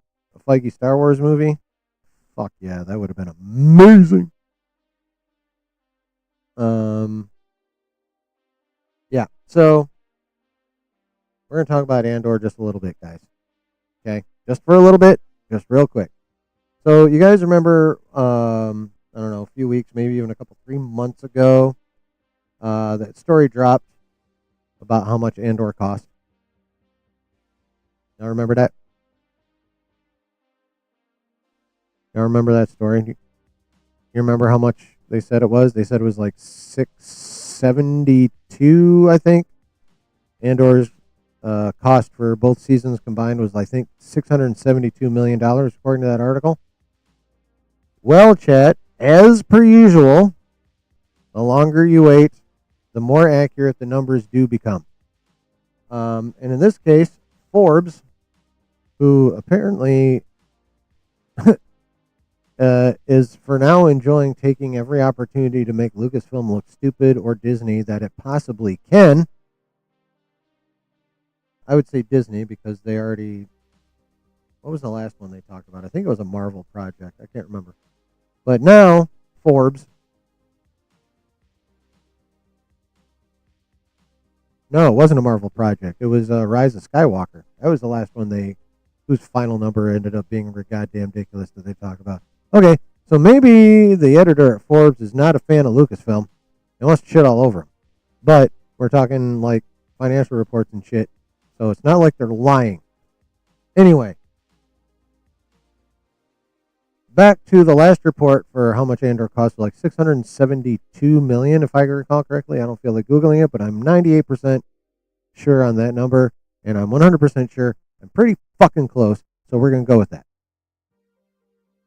Okay? Well, those numbers have since been updated, courtesy of Forbes. Y'all want to know how much Andor really cost, both seasons combined? Do you think the number went down?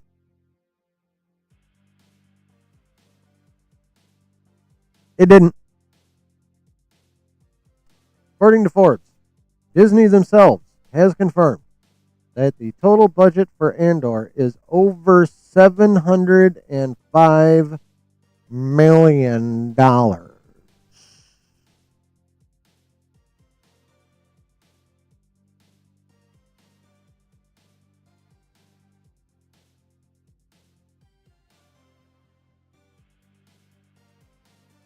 Guys, that's a $30 million jump.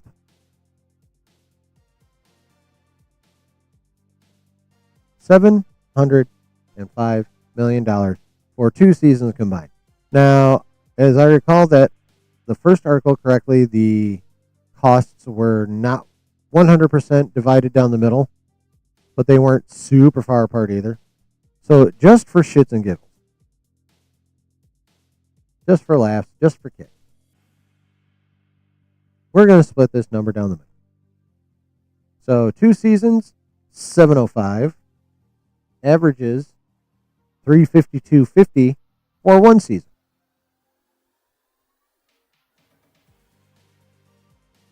Basically 350 for 1 season.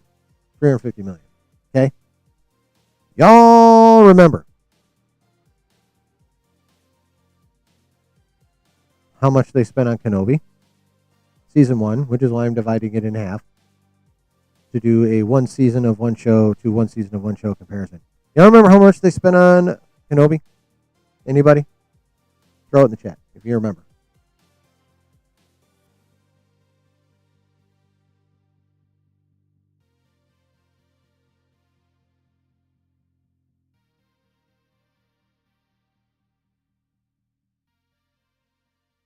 Y'all remember?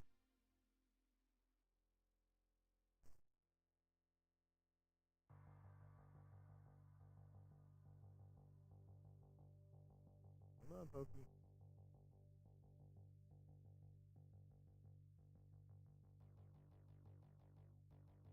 On the Kenobi show, less than 500. Oh yeah, definitely less than 500.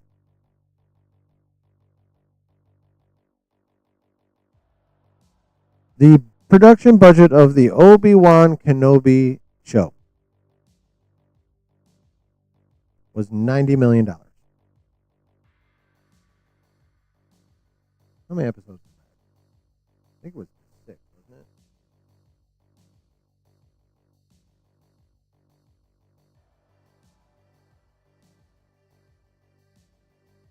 it? Okay, it was 6. Cool. So 350 million versus 90 million.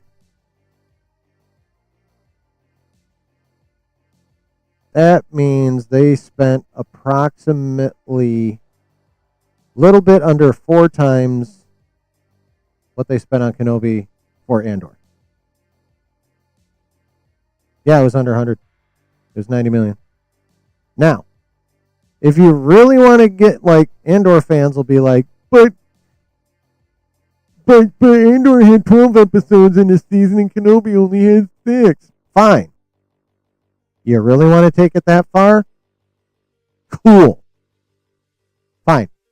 Take Andor's $350 million for 112 episode season, cut it in half to equal just 6 episodes, and get, you know what that is? That's still $175 million for 6 episodes versus Kenobi's $90 million for 6 episodes. So even half of 1 season of Andor cost double double what they spent on Obi-Wan Kenobi. If you want to take it down to a 6-episode versus 6-episode basis off these numbers, still double.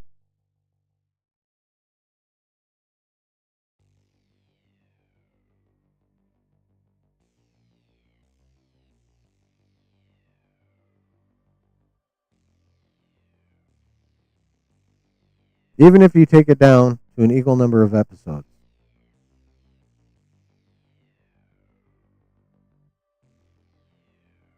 You still gave a show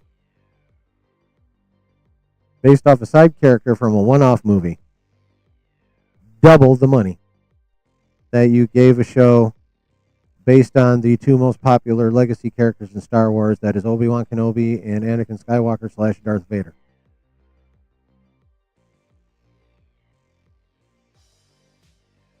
You gave double the money to a fucking side character than you gave to your two most popular legacy characters.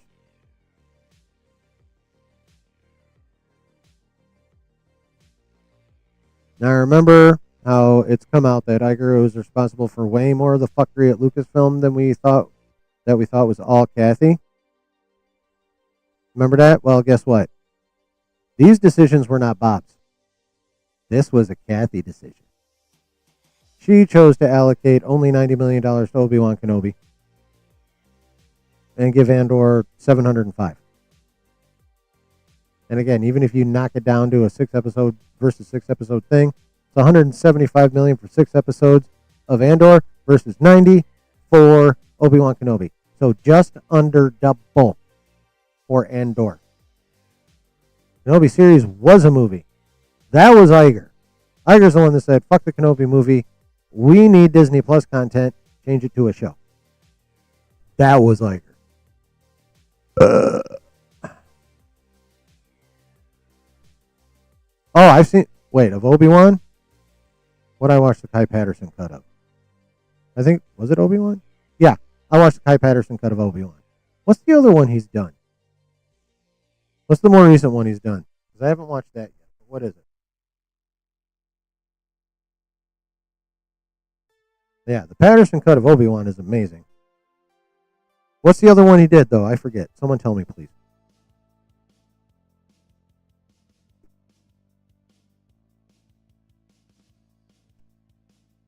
What's the other show he did a cut of? Ahsoka. Yeah, I still need to watch that one.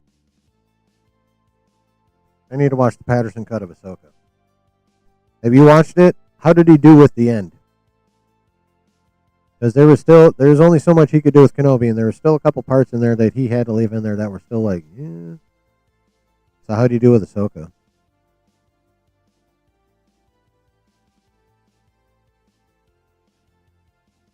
Most importantly, how do you do with the that shitastic version of episodes 7 and 8? He cleaned it up pretty well. I'm gonna love it. Okay. Can I just go to his website and it'll be there? Or is there like a special place he had to hide it because Lucasfilm and Disney suck ass? Actually, let's do it this way. Just drop the link in the Discord directly in the server. DM it to me. I don't give a fuck. Actually, do it in the server so we can all enjoy, please. If you would be so kind, I greatly appreciate it. That way, anyone who hasn't seen it can just go to the Discord and click on the link and watch it at their leisure. That would be dope. Yeah, drop that link in the Discord, please, for everybody. And if someone would drop the Discord link in chat, if you're intrigued by Patterson cuts, join the Discord, because Brutal going to drop the link up in that bitch. So if someone would drop the Discord link for those who are curious but have not yet joined, I'd appreciate that. I don't have that set up, Brutal. It's got to go in there manually. I still have to figure out if that's something I can do for free or not, because I don't pay for none of this shit. Free version of Streamlabs, free version of Adobe Express.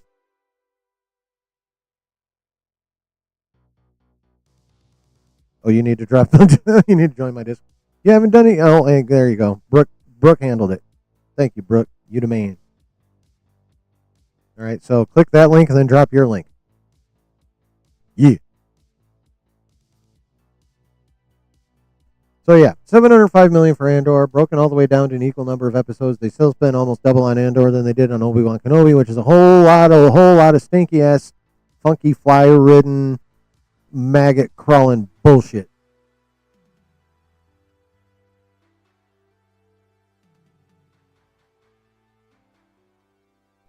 Okay. Any further thoughts on that horse hockey? Before we move on to the final bit of Star Wars news I have that is potentially very encouraging, if you want it to be, basically. But final thoughts on Andor's budget.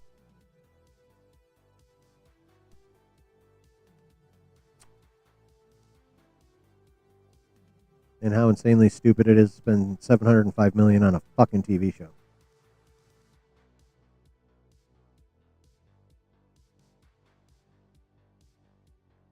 Anything else?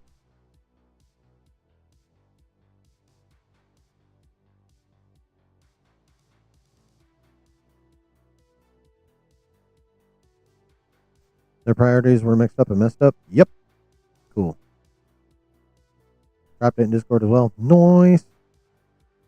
Thank you very much, kind sir. I really appreciate it. And those who have not watched either Patterson cut will also appreciate it. Oh, shit. Give me 2 seconds here. How the hell do you know that, Brooke?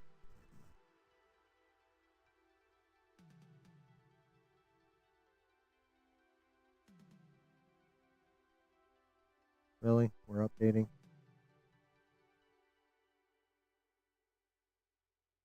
Come on, you punk ass motherfucker. Chop, chop. Come on. You can do it.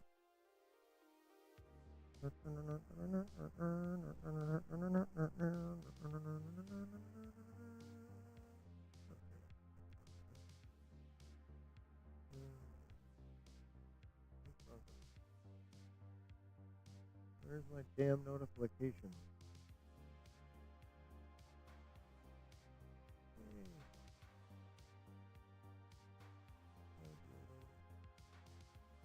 Wait.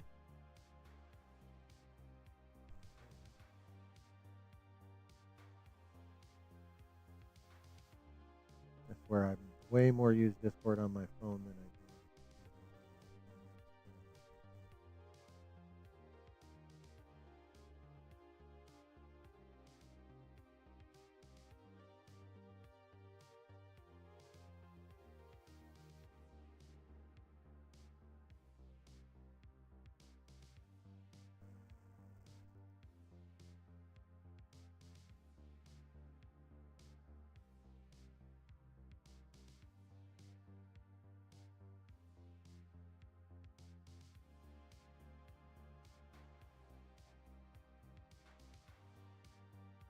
Where's my fucking friend request? Nope. Okay.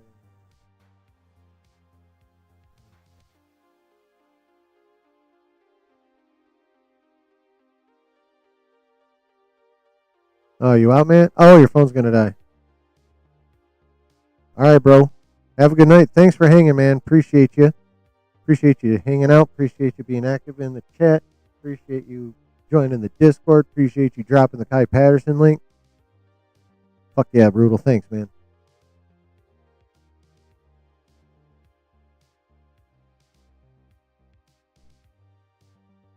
I'll probably see the alert when I get on my phone.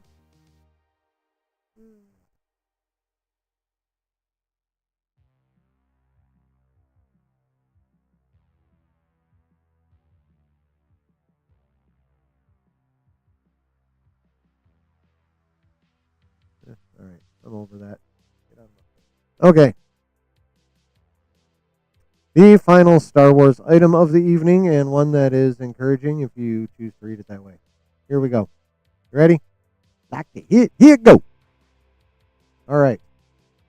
According to an interview that was done with Sean Levy, who is currently directing the newest Star Wars, well, the next Star Wars movie that's going to hit theaters. According to him, Lucasfilm has encouraged Star Wars Starfighter director Sean Levy to not reuse established characters in the new movie. Quote, every time I've asked, should I use this character that was maybe in that movie? Every time it's, you know what? People have seen that. Do something new. Okay.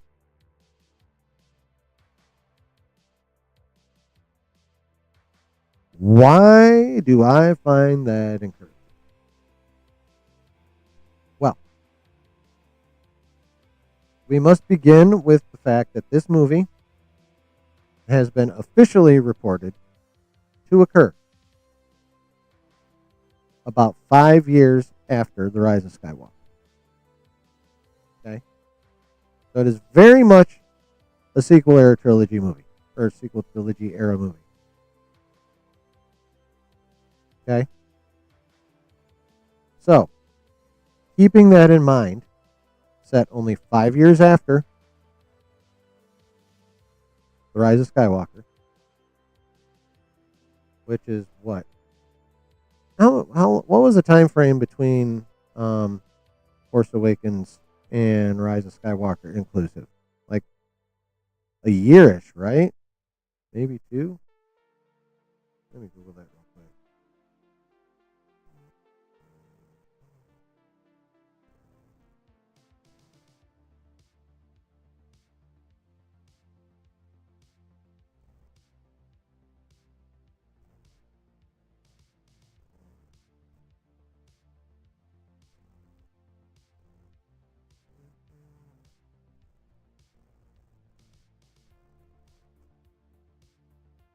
Okay, so yeah, that whole trilogy takes place in about a year. It is about what I thought. Okay? So,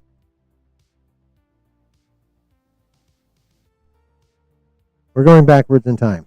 We are starting with Star Wars Starfighter. We go back in time 5 years.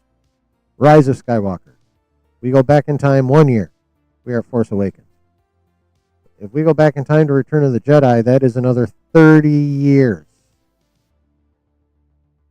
Okay? So, we're talking 36 years between Return of the Jedi and Starfighter. Now let's go back to what he said, or what this tweet said. Lucasfilm has encouraged Star Wars Starfighter director Sean Levy to not reuse established characters in the new movie. Every time I've asked, should I use this character that was maybe in that movie? Every time it's, you know what? People have seen that. Do something new. Well, given the timeline and the gaps between movies, do we really think he was asking about using characters from the OT who would either be very old or fucking dead by the time of in the timeline that Starfighter occupies? Or do we think he's talking about the movies that only occurred 5 years, well, 5 to 6 years prior to Starfighter, which would be the sequel trilogy? What's more likely, chat?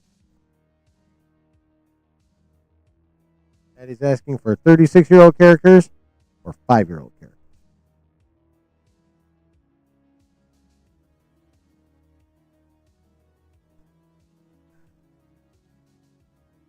What makes more sense? 5-year-old characters, right? That makes a lot more sense to ask about. That's the set of characters that makes a lot more sense to ask about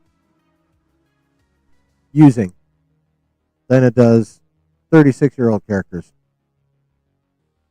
based on the timeline, right? Makes much more sense to ask about using the most recent characters rather than ones that are 3.5 decades old. Right? Right. So if he's asking about sequel trilogy characters and he's getting this response, you know what? People have seen that. Do something new. Why is that potentially super exciting? Here's why. You remember a couple, 3 weeks, maybe a month or so ago, that I think it was actually Josh's Omega source told him that the point of Ryan Gosling's mission was to get his nephew or whatever that little kid is to him, who's the kid's a Force user, was to get him to someone who could get him some training. And since this is only 5 years after the sequel trilogy, that someone is Rey. So we were going to get stuck with, at a minimum, Rey vibes in Starfighter, if not actually seeing her at the end of the movie. Okay? That was the report. That was what Josh's source, was it his Omega source or a different source? I don't know. But one he considers at least pretty reliable told him that the ultimate goal of that movie was getting the kid to Rey. So it's going to be not necessarily a Rey-focused storyline, as it were, like it would be if it was her own movie, but rather her presence is the ultimate goal of the movie, at least according to that source, or sources. I can't remember exactly which. Now, this is what we've known. But again, Levy's like, should I use this character that was maybe in that movie? And they said, you know what? People have seen that. Do something new. So, chat. Not saying this is a fact, but I think if he's being totally honest here, which is another variable, them telling him people have seen that, do something new. Should he use this character as maybe in that movie? No, people have seen that, do something new. Does that mean, chat, that they actually will not be using Rey in this movie? What do you think, chat? You think it means that? You think it could mean that? Am I fanboy dreaming? Am I falling into the Josh trap of fanboy dreaming? Taking things to their ultimate conclusion, to a conclusion that Disney / Lucasfilm probably won't. Like, more than likely what they were talking about is him bringing in, I don't know, Poe or Finn or fucking Rose Tico, which is fine. They definitely, you know, is he talking about those characters? Does that list include Rey? Don't ask me why I just said that like Shaggy. What up, Griff? Or am I just fanboy dreaming? They're talking about like all the other characters they said don't want to use, do something new, except Rey. And admittedly, that's a reasonably good chance. Especially because of those articles that came out a while ago with the unnamed Disney employees that said that Lucasfilm had come to the conclusion that Rey was their cinematic future. So you gotta balance that, or you gotta balance this that we're talking about with what they told Levy with that. You gotta balance all that out, and then you gotta decide: is this statement every time Sean Levy asked, should I use this character that was maybe in that movie? His response was, you know what? People have seen that, do something new. Could that include what we thought was the concept of this movie, which was get the Force-sensitive kid to Rey? Is that now changed to something different?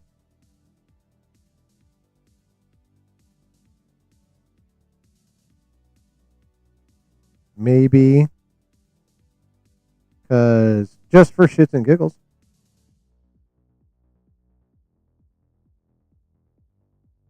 let's consider the Mandalorian. More importantly, in this case, Grogu. Let's go back to breaking down the timeline. Again, Starfighter set 5 years after the Rise of Skywalker, going backwards in time. And then going backwards in time from the Rise of Skywalker to Force Awakens is 1 year. Then going back to the Return of the Jedi, it's, I believe, was it 30 or 35 years? We'll go with the shorter one. We'll say 30 years. And then if we're going back to The Mandalorian and Grogu, we're talking 10 years after Return of the Jedi. So we're talking 20 years before. It's 35. I take that back. So Mandalorian Grogu is what, 5 years after Return of the Jedi? So now we're talking 25 years before Rise.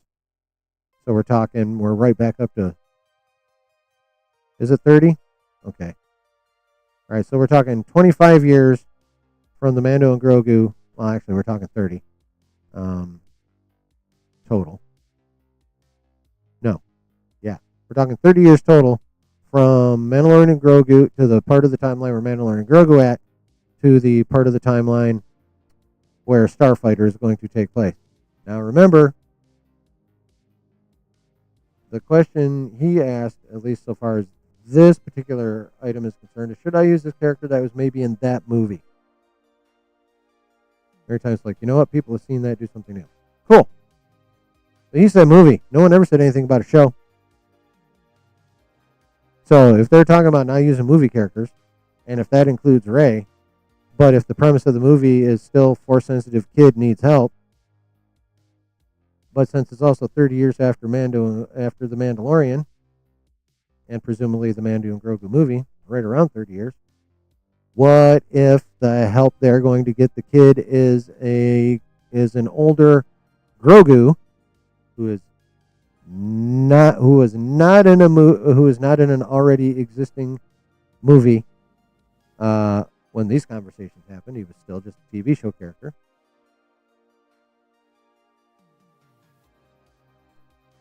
What if it's Grogu they're trying to get the kid to instead of Rey? That would be dope. For a couple reasons. One, and from a business perspective, reason number one, Grogu, super popular with the general public, sells a fuck ton of toys and merch. Two, if the smart people in Lucasfilm know Rey is not popular.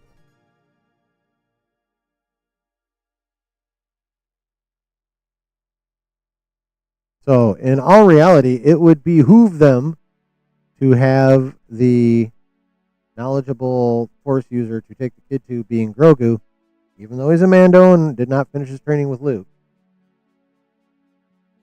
From a business perspective, it would make more sense for the kid to be trying to find Grogu than to be trying to find Rey. Am I trying to say Starfighter is a Mando Grogu rehash? No. I'm saying that because Levy says he asked Lucasfilm, should I use this character that was maybe in that movie? And their response every time was, you know what, people have seen that, do something new. I'm fanboy dreaming and stretching it to mean, or stretching that to include maybe Rey. And if the premise of the movie remains get the Force-sensitive kid to a Force-sensitive teacher, and they're not going to use Rey, next best bet, super popular character, Grogu. Even though he's not fully trained, people would probably still accept it. Most people. Not everybody, but most people. What do you think, chat? I think from a business perspective, that would be really good. People love Baby Yoda. People will probably still love young adult Yoda, as it were, as he would be by that point. And they'd be able to sell older Grogu merch. And I would be willing to bet money I borrowed from the mob that even older Grogu merch would outsell Rey merch.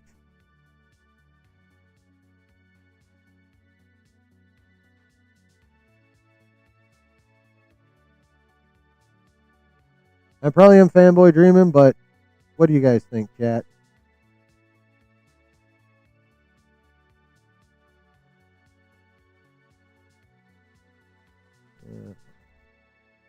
What do you guys think about that, chat? You think maybe, just maybe, that statement of forget those characters in that movie, do something new, could possibly include Rey? Grogu will still be adolescent 37 to 40 years later during Starfighter, considering the Yoda. Yeah.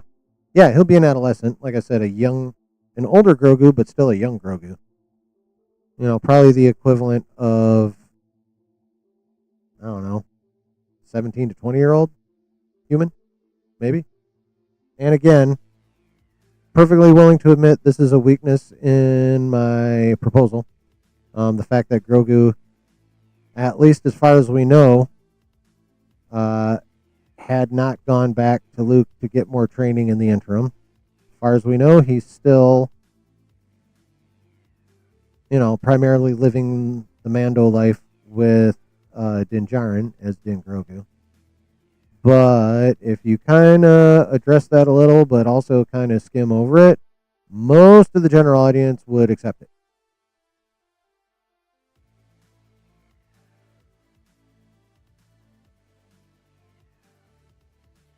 I still think most of the general audience would accept Grogu as being capable of teaching the kid in Starfighter the Fizzors.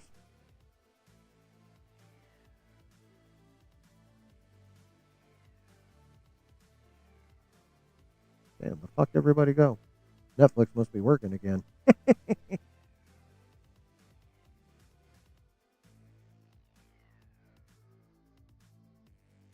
Either that or they got sick of me waiting for got sick of waiting for me to get to the Feige shit.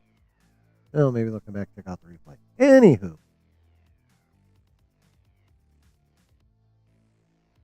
What do you think, guys?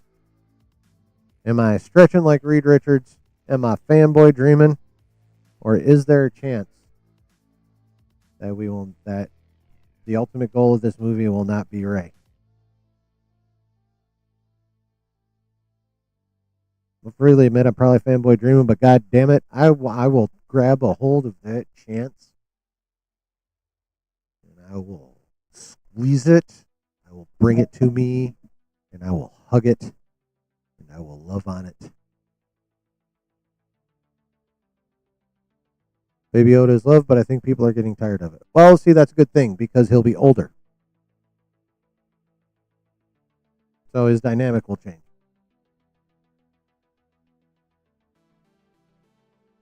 He'll be closer to Yoda than he will be Baby Yoda. And if they do it right, they can sell a whole shit ton more merch.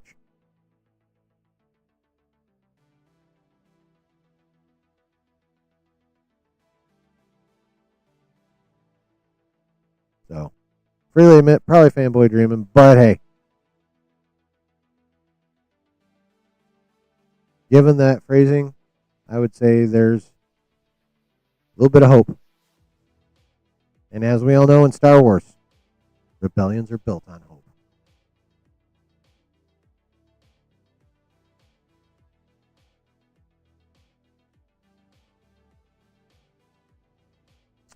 Can't watch Stranger Things till tomorrow when all my girls are with me. Oh, I mean, you could watch it and then lie a little. Just saying. I'm not saying that's honorable. I'm not saying that's the action of driven by integrity. I'm just saying it's possible. That's all I'm saying. Yeah. All right. If you guys have any more thoughts on that, go ahead and drop it in the chat. I am going to go take a quick tinky. I'm going to go pee. I'm going to drain the main vein. And then we will get into the main subject of the evening, which is Marvel Studios' plan to go after the Scoopers. Or at least what I think it is. Where's my mouse? There it is. All right, be back in a bit.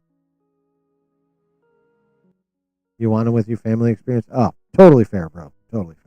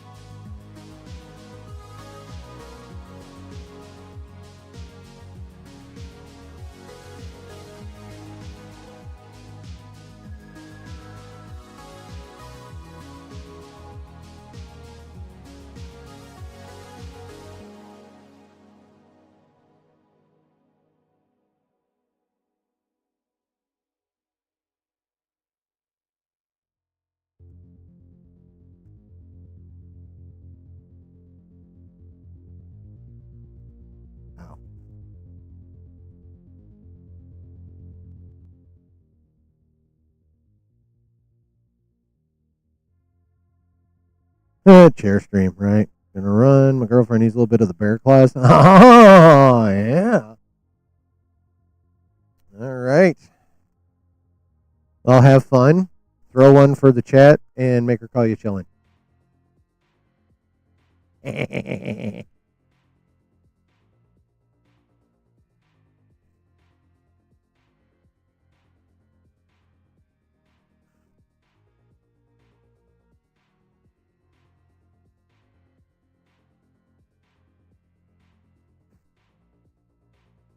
All right, chat.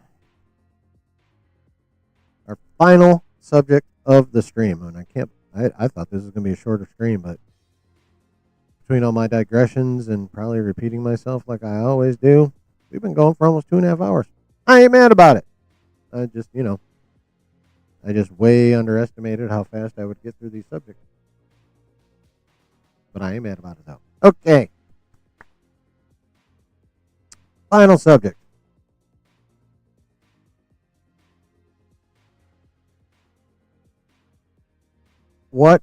Here is what I think is currently happening when it comes to Marvel and scooper culture. Now, as we know, you'll recall back a while, over a year, after the RDJ announcement and Doomsday, and the fact that King Dynasty was now Doomsday, the Russos, I believe it was the Russos, were quoted in an article. They were asked about leaks, stuff like that. And they said they'd been working on that for a while, and they thought they had come up with a good plan to, if not fully eliminate leaks, at least stifle them. Okay? This is known. This has been said, and if you didn't know it, now you do, but they said it. Okay. So, Russos / Marvel / Feige evidently had a plan on how they were going to deal with leaks for Doomsday and Secret Wars. Cool. We go back even farther to the Multiverse of Madness days. Y'all remember some of the crazy rumors that were coming out about that movie? Jean Grey and Scarlet Witch fighting. That was from Alex Perez over at the Cosmic Circus. And he's fucking good. That was a thing. What was another big one about Multiverse of Madness? I had it, and then I lost it. some shit to do with Magneto, Superior Iron Man, all kinds of fun, dope ass rumors and leaks about Multiverse of Madness. Reported on by very, very, very reliable people with pretty good sources. And then none of that shit happened. Why did none of that shit happen? Well, first it was written off to the fact that the way Marvel makes movies, they're constantly changing shit and rearranging shit and eliminating shit and adding shit, yada, yada, yada. Not too long ago, Feige in an interview called it plussing. And then we learned later that they had shot Multiverse of Madness, and then that shit with the director happened, and then they basically reshot the entire movie under Waldron's script. And that he wrote a shit ton, 14 drafts for that. Then they finally picked one and practically reshot Multiverse of Madness in 6 weeks, 4 to 6 weeks. So you have, and now again, that was originally ascribed to just kind of the Marvel method, but the fact that they were so off, people started talking about how maybe it wasn't just the usual thing of the Marvel method, again, with their multiple changes, doing shit on the fly, coming up with new ideas that they think are better, doing more shooting, yada, yada, yada, yada, yada. Right? But people started to think, instead of it being the Marvel method, that those leaks were so far, and scoops were so far off because they were purposely fed disinformation. Okay? That started to get talked about. Maybe it's not the fact that the scoopers are falling off. Maybe they're starting to get fed disinformation. Now, whether it's their actual source that's purposely feeding the disinformation, or maybe their source has multiple avenues of investigation, and one of their usual avenues ended up with a butt ton of disinformation in it. Not sure. The key point is that it would seem that Marvel was beginning to engage in a campaign of disinformation to throw off and discredit scoopers. Okay? Now, as we've seen over the last couple weeks or so, the interwebs are beginning to be flooded with quote-unquote leaked images from Doomsday that have since been proven to be AI. Now, I'm not getting into the whole AI good versus AI bad argument this stream. We can talk about that in another stream. All I'm going to say about AI in and of itself right now is it's going to fucking happen. So straddle the fuck up. Or as Thanos said, dread it. Or how do you put it? Dread it. Run from it. Destiny arrives all the same. And in this case, the destiny is AI. It's going to fucking happen. Suck it up, Buttercup. Figure out how to make it work for you and move on with life. Okay? Okay. So that's the end of the subject of AI as a thing in and of itself. Now, we go back to all those leaked Doomsday images that have since turned out to be AI. I think there was even a fucking full-on video that was allegedly an interview or some shit. Again, all AI. Okay?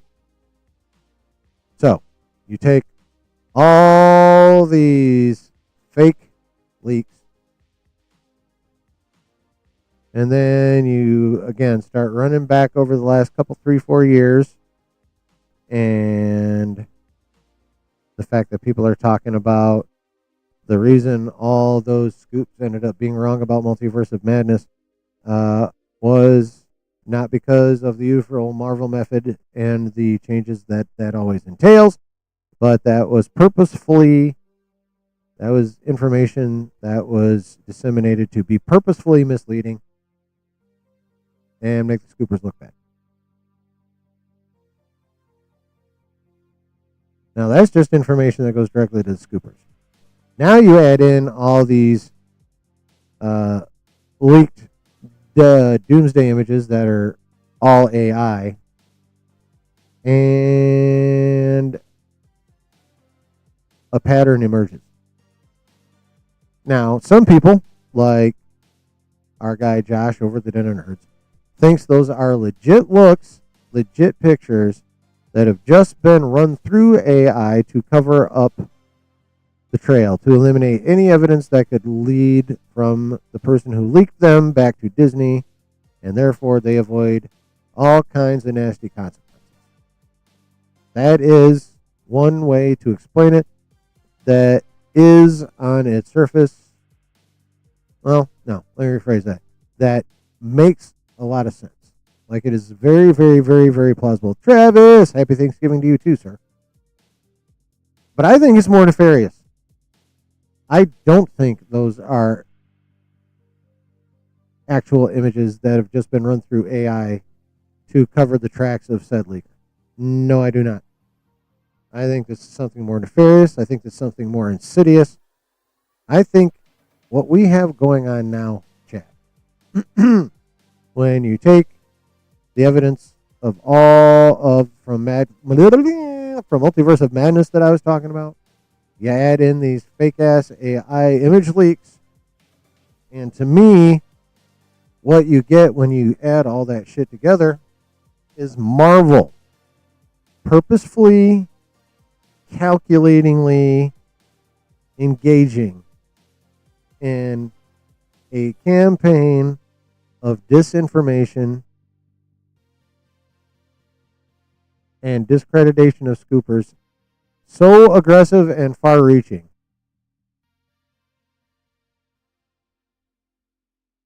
that the goal of which, and it may work for a fair chunk of people, is to flood the scooper slash leaker culture with so much bullshit that a lot of people who try and keep up with that finally get sick of all the obvious bullshit and just be like, fuck it, I'm checking out of this crap.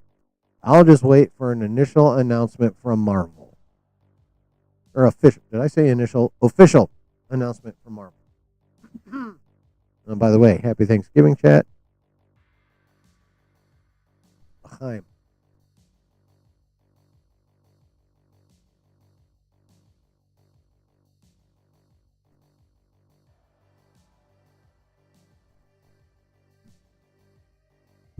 I think Marvel is engaged in a very, very, very serious campaign to A, discredit scoopers as often as they can so we stop listening to them, and B, just in general, using bots and sock puppet accounts to spread so much AI generated bullshit that we will not believe a story, we will not believe a scoop, we will not believe an image is real, except that it come from Marvel.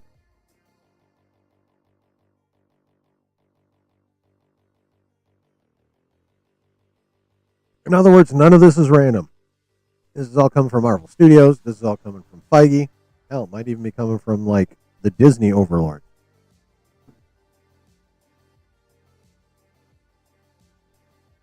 But I think all the AI images that have come out and will come out, not just for Doomsday, but probably eventually for Spider-Man Brand New Day, maybe not, but not just for Doomsday. I imagine we're going to get a lot more of the same for Secret Wars.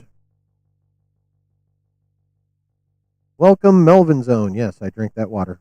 Water's delicious. It's good for you. Keeps the mail moving. Keeps your pee clear.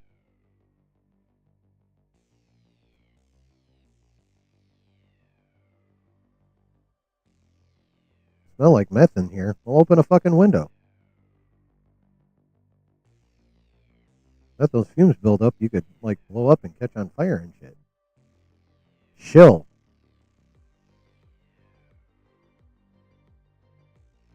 You're a shill? Good for you. With stories of how many trailers they've edited together, why not release several versions to different theaters so not one trailer is the same? Because they're going to be doling them out over the next year instead of like, because we know at least one trailer is going to be, doesn't deny it. Who doesn't deny what? No, I was congratulating SWA7 there for taking pride in their shieldom. I was offering kudos, as it were. Yeah, so how's Josh's comic? Well, the one chapter I already have is pretty good, so I'm looking forward to the rest. I'll let you know when I get it. Would Joshy charge you $500 to come on and stream with you? I don't know. Maybe. But he's not doing any collabs currently anyway. So, what do I owe the honor of all you Melvin twats popping in? I'm not doing a Star Wars stream. I mean, I talk about Star Wars, but I talk about Marvel right now.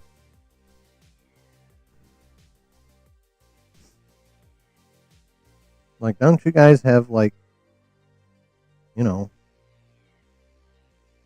projects to not be able to comprehend and nuance to ignore?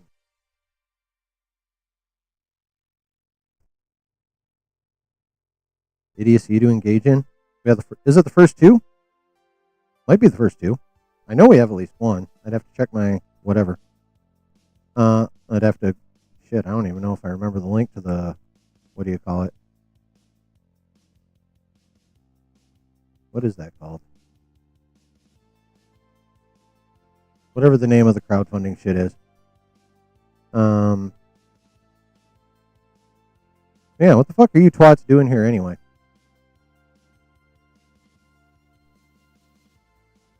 Followers of Darth Snowflake and the low IQ crew.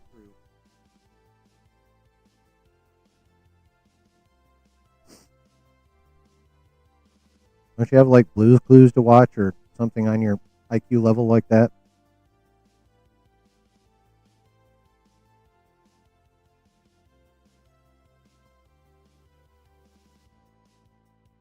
There's a lady doing meth under my third floor window, so my friend opened a can of SpaghettiOs and dumped them out the window on her head.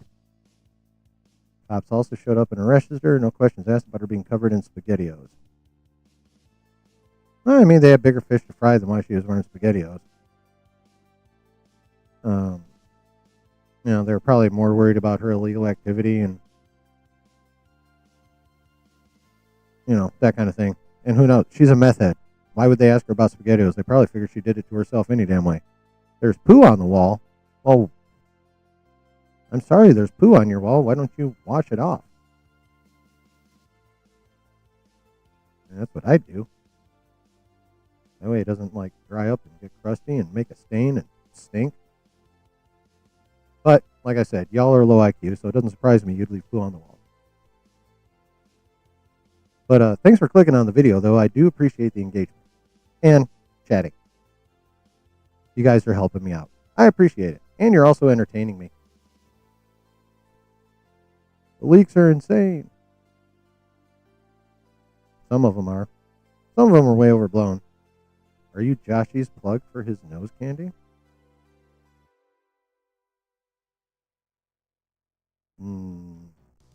No.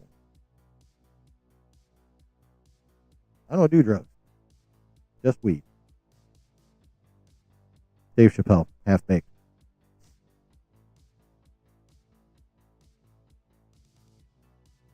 Now, this is cool. I'm getting free engagement from idiots. I love it. Thanks, guys. You know, and I know a couple of you have been in here before, so you must be masochist. Yes, definitely DVS Lord has been in here. You must be a masochist. Either that or you're super kinky, because you seem to love coming in here and getting shit on by me. So says the Biden voter. I mean, have you not been paying attention? The guy you voted for hasn't fulfilled one promise. He campaigned on releasing the Epstein files, and now all of a sudden there's miraculously a Democratic hoax, even though he was all about releasing them when he was getting your vote. Let's see, what else? Oh yeah, he was going to fix the economy. Fail. He was going to bring prices down. Fail. Let's see. Oh yeah, he's supposed to be American first, but he is championing H-1B visas.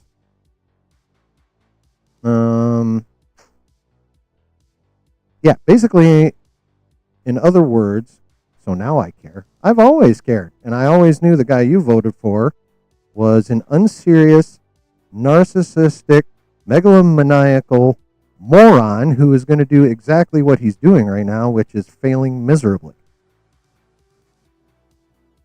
No, this is my own basement.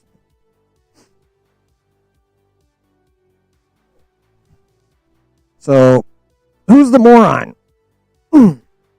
You, the guy you voted for, and the other 77 million of you. I'm not crying.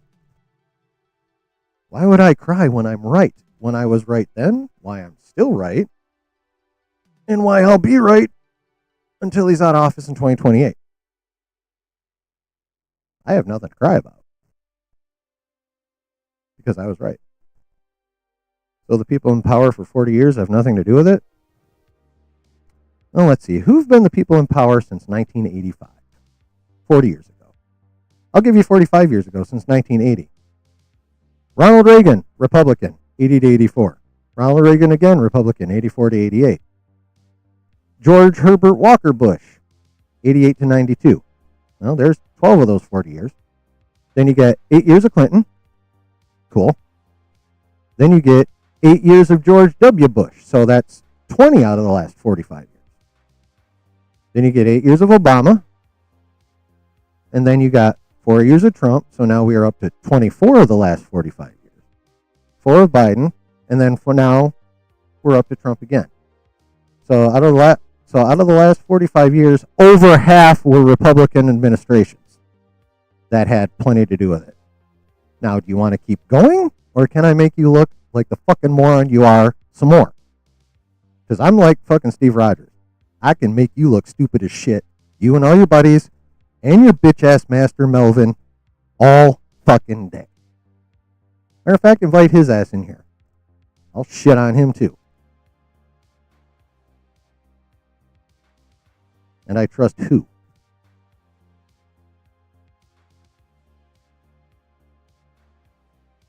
Like, dude, you are not winning this. You're never winning any argument with me. I haven't lost shit. You're trying you're trying to make an example about Dems being worse than Republicans over the last 40 years, except Republicans have, over the last 40, 45 years, been in charge more than half the time. So who's the fucking loser? You! You're the loser. Melvin's the loser. All your friends are losers. Anyone who votes. And Trump's a loser. And Hegseth. And Vance. And Robert F. Kennedy Jr. All of them. No. The collective group that have been in power over half of the last 40 years has been causing the problems. Well, I was talking about Feige till you twat waffles came in here being stupid, so now I have to switch subjects and shit on you till you go away. So it's your fault I'm not talking about Feige right now. I have chosen to switch my subject to entertaining myself by shitting on you morons. And did Bush, Cheney, and McCain side with Trump? No, because they're real Republicans and smart.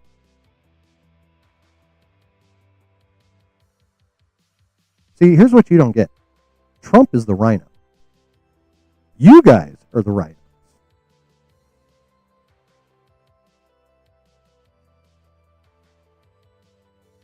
That's what you fail to grasp. Oh, and by the way, Google, there was an interview Trump did before he ran the first time, and you can find it.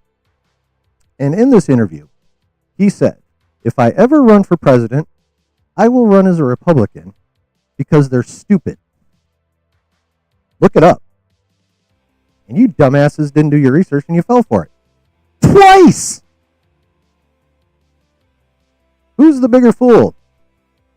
The fool or the fools who follow them? That would be you guys.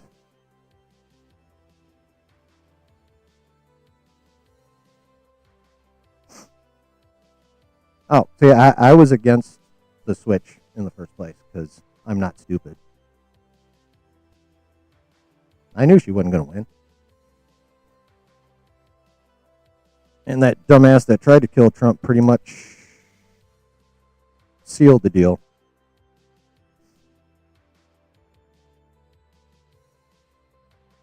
I didn't create a Trump. Donald Trump Sr. created a Trump.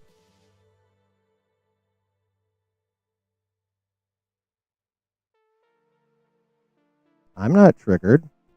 I'm having fun shitting on you idiots, just like I do every time you idiots show up.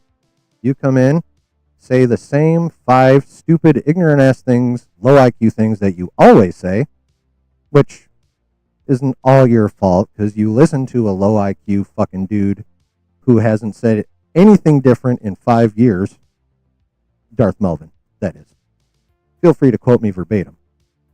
So yeah, it's not all your fault, you're idiots, and engage in low IQ arguments, of which there are, 5 varieties at most. Siding with Bush over Trump every fucking day.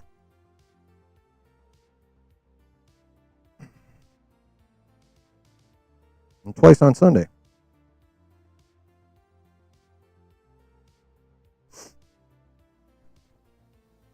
Me pissed? I'm not pissed. You're losing IQ points being in my mom's basement? You've got like 5. So what are you, down to 2 now? Every single one of you asswipes that are in here, and by the way, giving me engagement and actually helping my channel, for which I'm grateful. So let's not forget that. You guys are actually helping me out and entertaining me.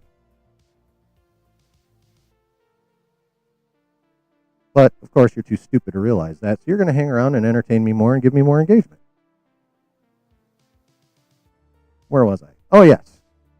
You guys collectively, including your dipshit leader, are the type of people who, when you leave a room, the average IQ in it goes up.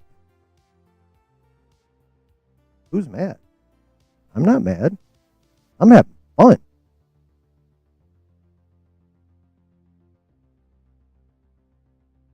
Shitting on you idiots is entertaining. It's not, doesn't anger me.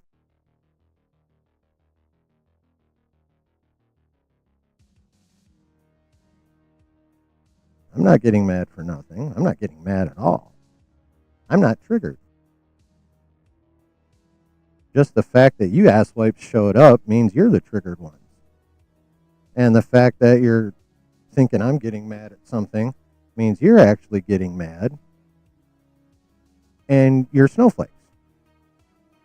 What's another way you're snowflakes? Let me think. What's one of your guys' favorite quotes? Oh yeah, fuck your feelings. Well, if you guys truly believe in fuck your feelings, that means it's okay when someone on the opposite side says some or does something that you guys freak out about, but you guys get all mad when they get the attitude of fuck your feelings. If you truly believe in that, then you wouldn't be mad. But you get mad. You get hashtag triggered. You get hashtag big mad anytime anything comes back at you. So, what does that make you guys? Since you're too stupid to figure it out yourselves, I will tell you. That makes you guys the real bitches. That makes you guys the real snowflakes. That makes you guys hashtag big mad. That makes you guys hashtag triggered. makes you guys the pussies. You're not macho. You're not masculine. You're the bitches. You're the pussies. You're the soft ones. You're the snowflakes.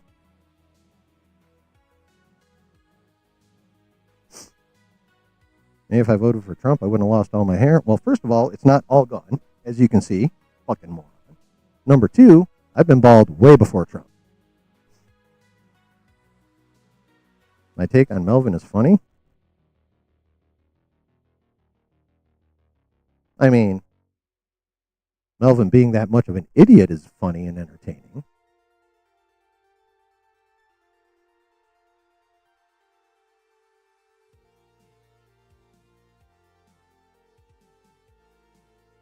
So I guess you're kind of right. Oh, by the way, there's no point in anyone with any actual level of intelligence, critical thinking, or nuance to debate Melvin. Because Melvin hasn't had an original thought in years. Every one of his arguments he's been saying for years. It's always, that's woke, communist plus, TDS, hashtag triggered, hashtag big mad. There's no point in attempting to debate someone who has like 6 thoughts. Because you can't debate someone who can't think critically. So why would anyone waste their time debating Darth Melvin? He doesn't have the brain power to engage in an actual debate. He can't come up with a new point. How do I know? Because he hasn't in years. It's literally all the same shit. All the time. And no critical thought in any of it. It's all low-hanging fruit, easy to grasp, low IQ, pussy, snowflake, bitch bullshit. Feel free to clip this and show it to him.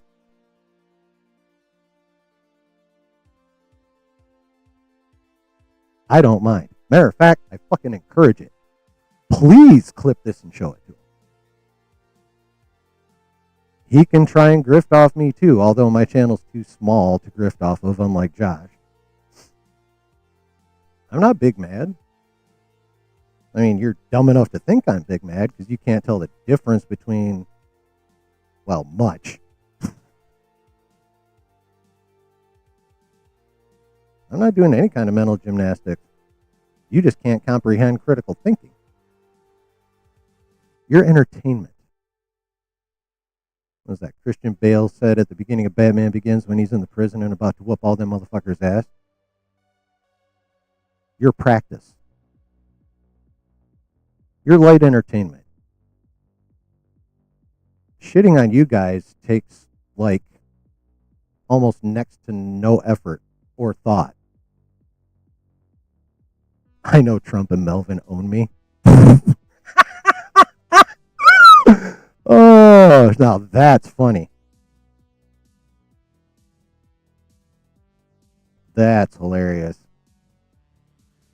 I could destroy either of them or both of them simultaneously in a debate, but neither of them is smart enough to know when they lose.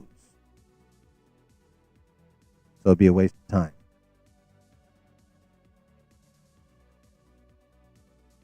But like I said, none of y'all fucksticks understand that. So.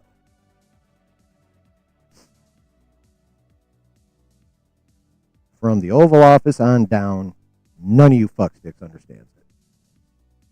But that's to be expected.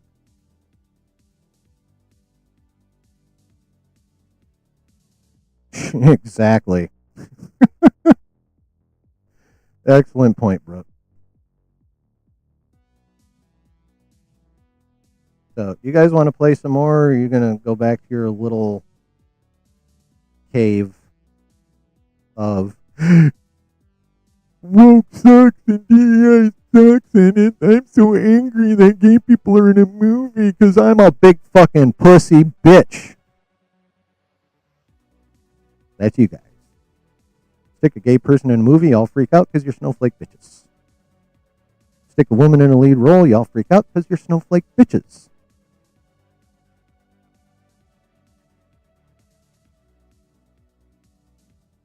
If you guys were really as confident and macho and masculine as you claim, none of this would freak you out. You wouldn't give a fuck. If anyone has any kind of derangement syndrome, it's y'all.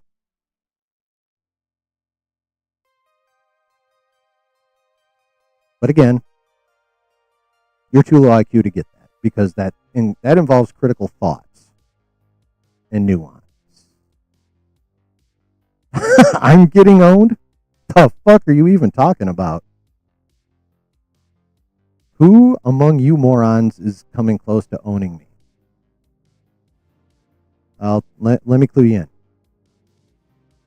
Zero. None yet. None of you have come up with a thought, a statement, or in this case, a chat that's even borderline like average IQ, much less above average IQ that consists of critical thinking or wisdom or, anything useful.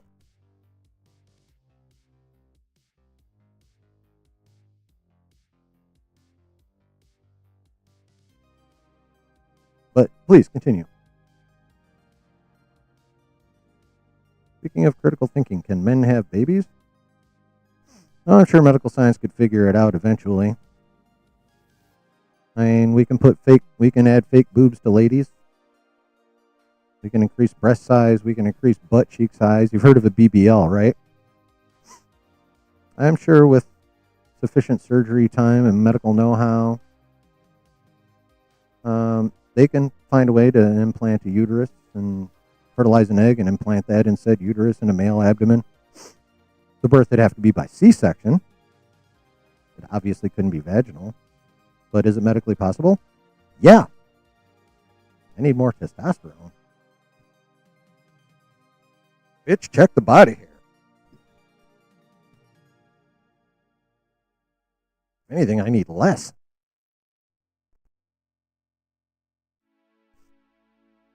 You want to see the back hair too?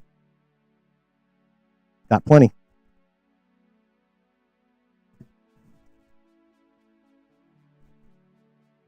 Oh no, they hate the acolyte, except when they're alone at night jerking off to OSHA. Your boyfriend will give you a protein injection later? That's nice of him. I hope you both enjoy it. Or are you talking about SWA 7? Or the backseater? It's got to be the backseater you're talking about.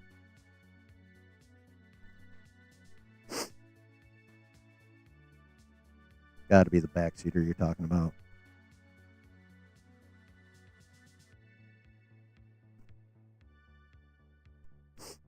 Of course, more accurate name probably be back shooter, but why quibble? Do you know what quibble means? Do I need to Google it for you and put it on screen and read it to you in one syllable words? Two at most.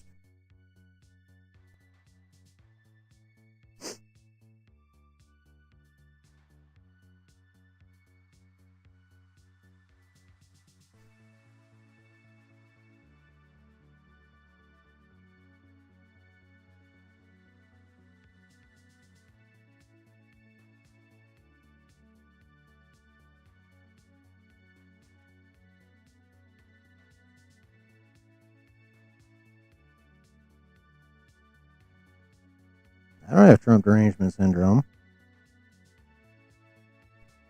I have facts. You want some facts? Here's some facts.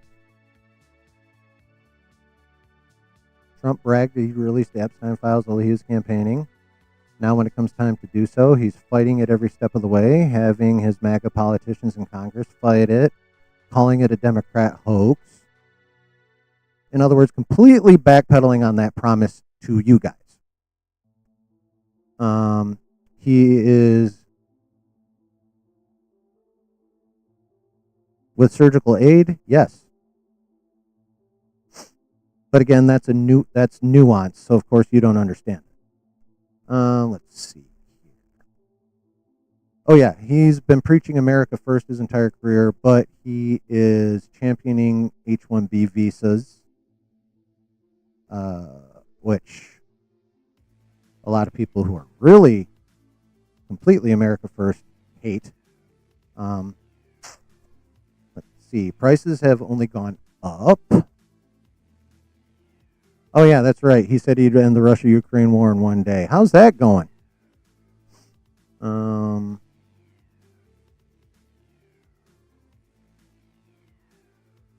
trying to think of one thing he's actually accomplished that he's promised. Hmm. That would be a grand total of 0.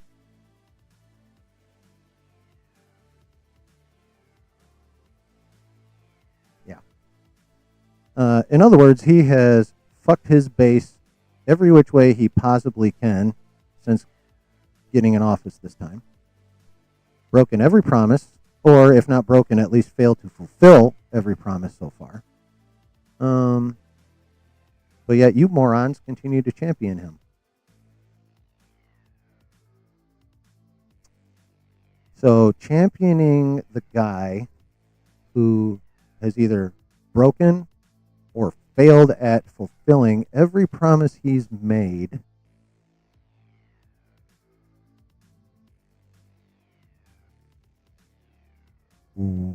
What do you think that makes you?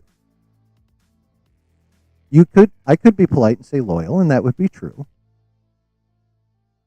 But continuing to champion someone who has either lied directly to you, broken promises, or failed to fulfill them by the point in time in which he said he would, championing someone who has done all that makes you, at best, foolish, and at worst, a complete stone brained moron.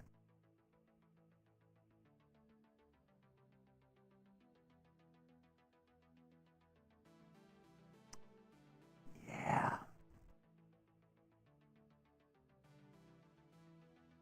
Yeah. Kind of sucks to be you guys. If you were smart enough to realize it, which you're not. Ooh, are you the last man standing? Guff it down, goof it down, gulp it down.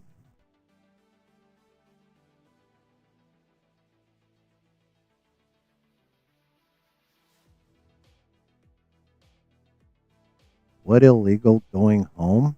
Oh no, DVS lawyer is still here. What illegal going home? What the fuck are? Okay, is that supposed to be a sentence? Your gas is 280. Congratulations.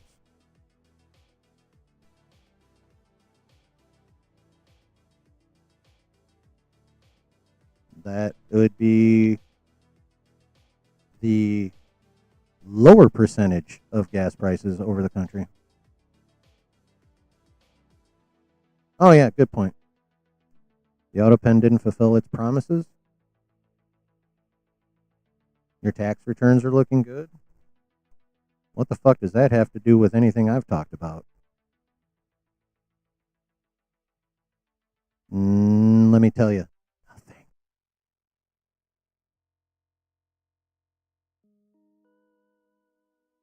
Has absolutely nothing to do with what I'm talking about.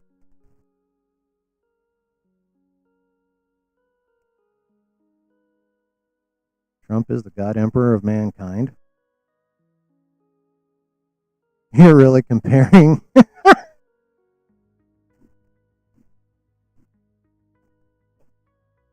Oh, Trump, the God Emperor of mankind.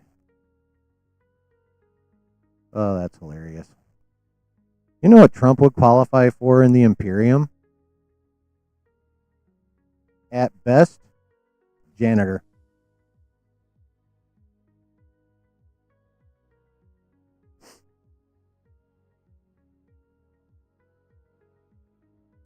Some sort of servant. Probably one relegated to the simplest of tasks, like cleaning toilets or, you know, something along those levels of difficulty.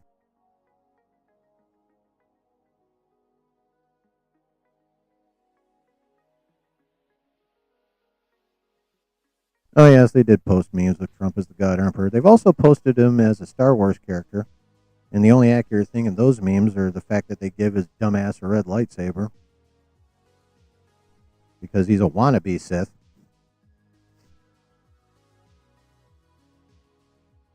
Definitely not on the hero side.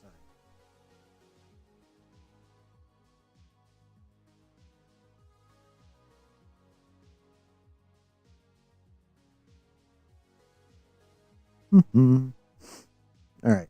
I'm going to try and get back to Feige now, but if these dipshits keep talking, I'm going to keep shitting on them, just so y'all know. Anywho, where was I before the moron patrol showed up? Right. When you combine the massive inaccuracy of scoops and leaks from Multiverse of Madness and subsequent movies, when you consider that when the ending of Quantum Mania was leaked, Feige literally had them change it to the lame ass ending we got. And now, when you add all that into this rash of AI leaked doomsday images, you put it all together and you get a coordinated, multifaceted campaign with the goal of A, discrediting scoopers, and B, flooding the internet with so much bullshit and stuff that can be proved to be, or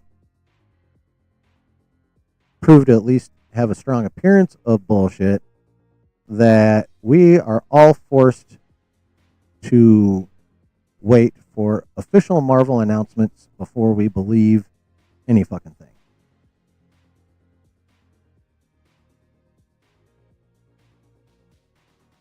That's what's happening. I don't think it's that these images are just being run through AI to protect leakers' tracks. No, no, no, no, no, no, no, no, no. They are coming from Marvel sock puppet accounts in a concerted disinformation effort. And if any of those butt wipes are still listening, watching, said disinformation effort is equivalent to the one engaged in against vaccines, as a prime example. Basically, any medical view that Robert F. Kennedy Jr. has is disinformation. Tylenol causing autism.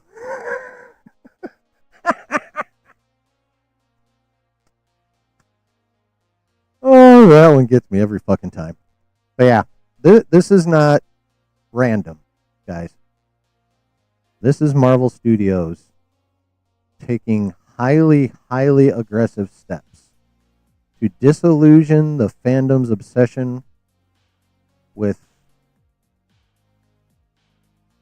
leaks and scoops to the point where we don't believe the leakers and scoopers and will only believe Marvel going forward. Trump said he'd end Russian war day one. True. Joshy Boy announced his comic a year before that, and we haven't gotten that either. Also true. And if you were in his stream a couple, 3 days ago, you would have heard him say if things keep getting all fucked up that he will end up refunding us. And still print the comic and send it on top of that. But of course you missed it. Feel free to do your own research though. I can't remember exactly which stream he said it in. It was within the last, if it wasn't, what's today, Wednesday? I think it was sometime last week.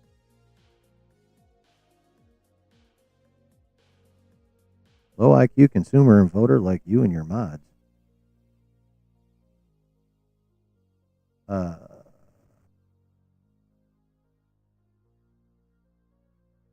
I'm not the one who voted for a narcissistic megalomaniac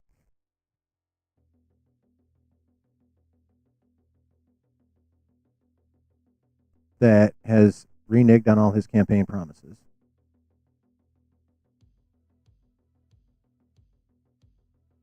That consistently states things that are proven to be factually wrong, like every fucking day, by people who can take literally 30 seconds of research to do it. I don't blindly follow someone who has screwed me over actively, who has broken their word to me,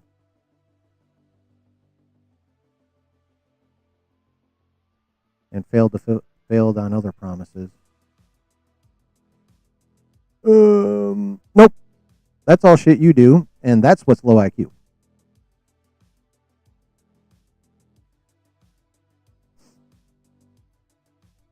Repeating the same complaints over and over and over and over and over and over again, the same 5 complaints, is low IQ. Not being able to engage in any kind of constructive conversation that involves critical thinking and nuance is low IQ. Oh no, I disagree with Josh on plenty of shit. Well, not plenty, but I disagree with him. When he's right, he's right. When he's wrong, he's wrong.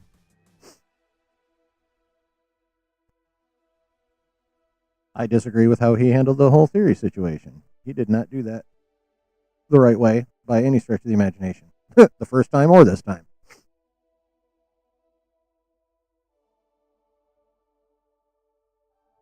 See, that's what actual critical thinking will get you. That's not how you spell that form of their, dipshit. It's THEIR.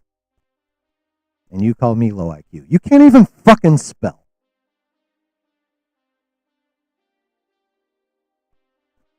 And you're going to call me low IQ. Hi, Bloody.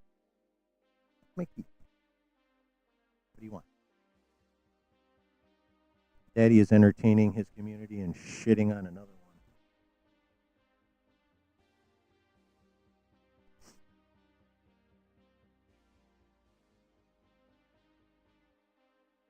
Now, do you want to continue to engage in like masochism and continue to get slapped down by me and entertain me and my community and give me engagement for my channel? Or are you going to go find something very simple to comprehend to do? I don't know, like watch Bluey or something. Maybe play with your Thomas the Train. You know, same level of shit my 3-year-old grandson enjoys. That's about all you're fucking capable of.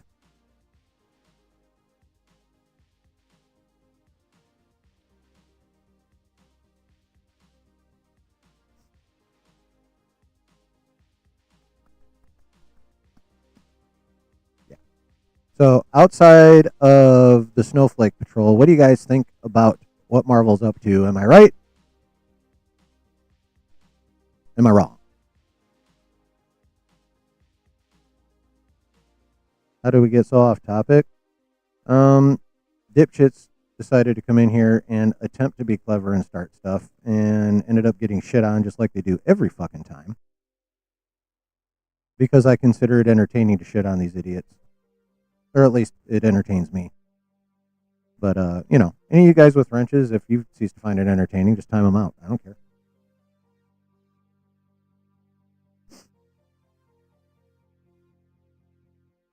But yeah, I have fun shitting on these twat waffles, so. But, of course, since you guys are my community and you support me, if you're over it, just time them out. And we will get right back to business.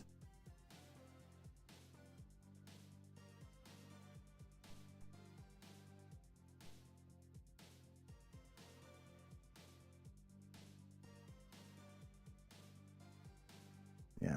So what do you think, Spicy Dan? You think I'm onto something? You think this is all Marvel? or any of my regular community that's been putting up with this long enough and still be here. You do not get to play with my Crown Royal bag.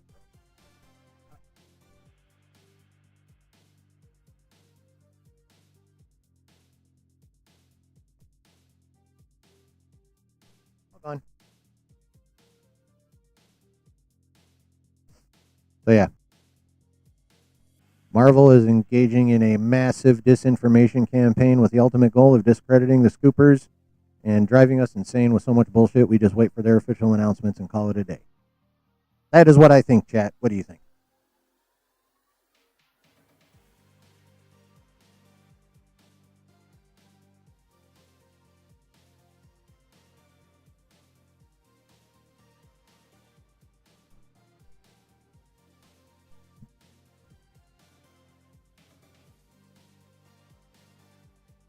Marvel wants to make sure ultimately they control the narrative. 100%. Trump seems to be slapping me around. What do? Jog in front of me and hit me with his titty? Trump ain't doing shit to me. Directly. I mean, his idiotic policies are costing me money. That's true. So I guess in that sense he is slapping me around. But outside of that, no.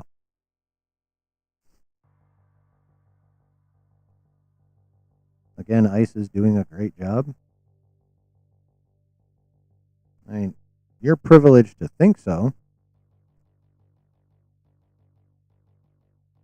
But then again, it's long been proven that you're a moron, therefore your opinions really mean nothing.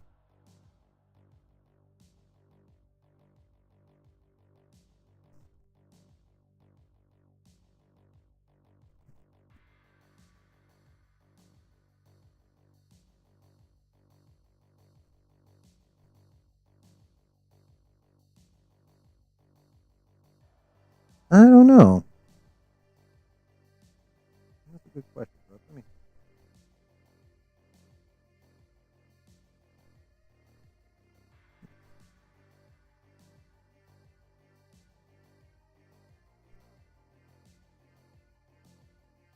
How do you spell her fucking name? Of course she spells it.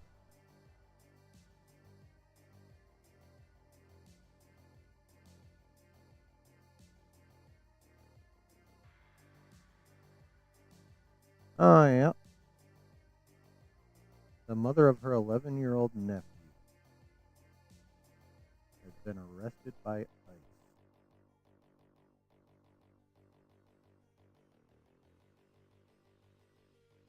Bruno Ferreira.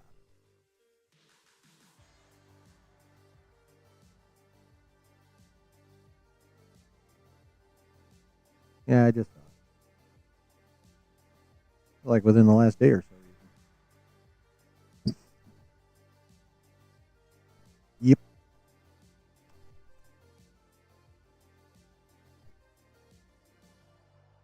Oh, man. Wow. Damn, we've been at this over 3 hours.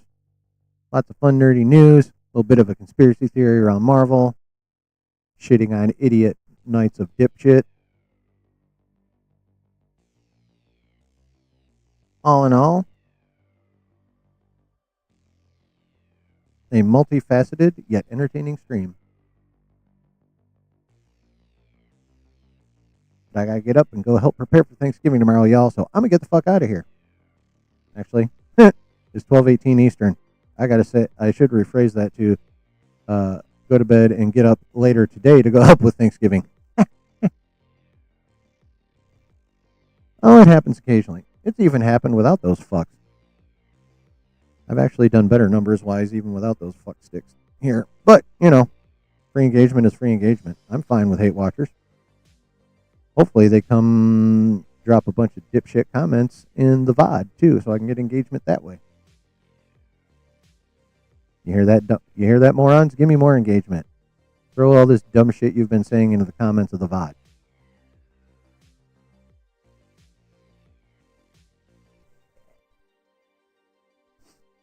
All right, chat. I am dipping. thank you for hanging out.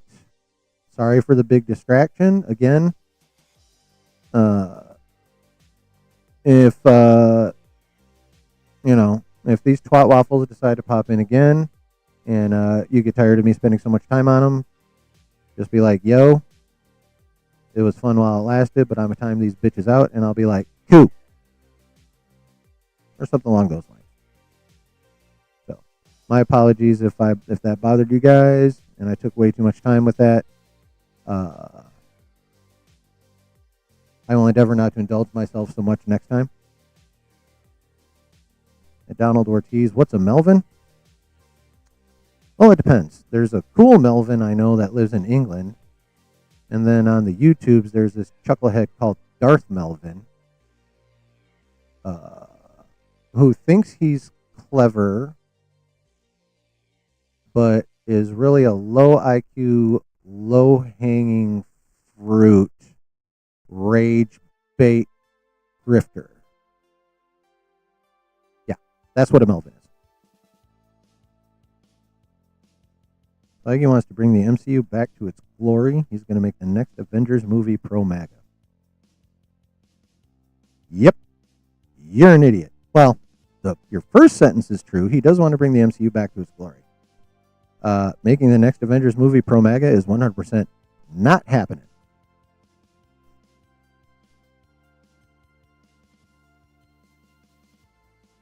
You better get your ass ready for your protein injection. Oh, I see. You're so stupid, I had to explain your own leader to you.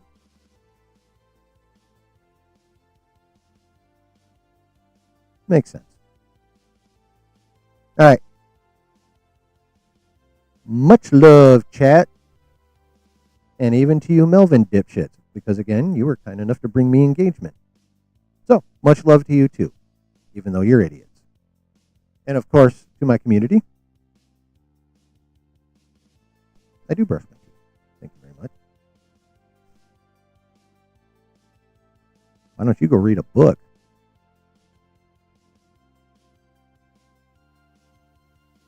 Meth man.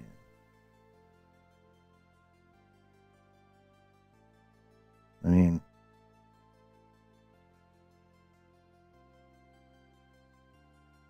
I wouldn't be proud of being a meth man, Donald Ortiz.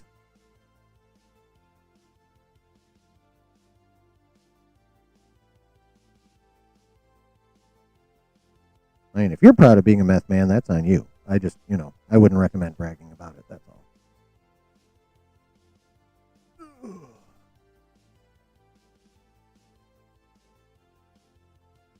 It's what you do.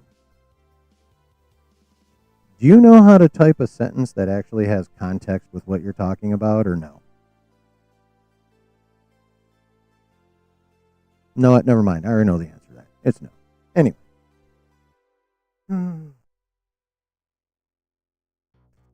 Everyone have a good night. Everyone have a happy Thanksgiving tomorrow. Enjoy your time, however you choose to spend it, with family, with a friendsgiving, whatever floateth your boateth. I hope you have a good time doing it. Even you, twat waffles. So, have a good Thanksgiving. Have a good end of your week. And we will hopefully see y'all right back here Saturday night at 10, where we will go over whatever happens in the next couple days. In the meantime, much love. And we'll see you later. Happy Thanksgiving. Bye-bye.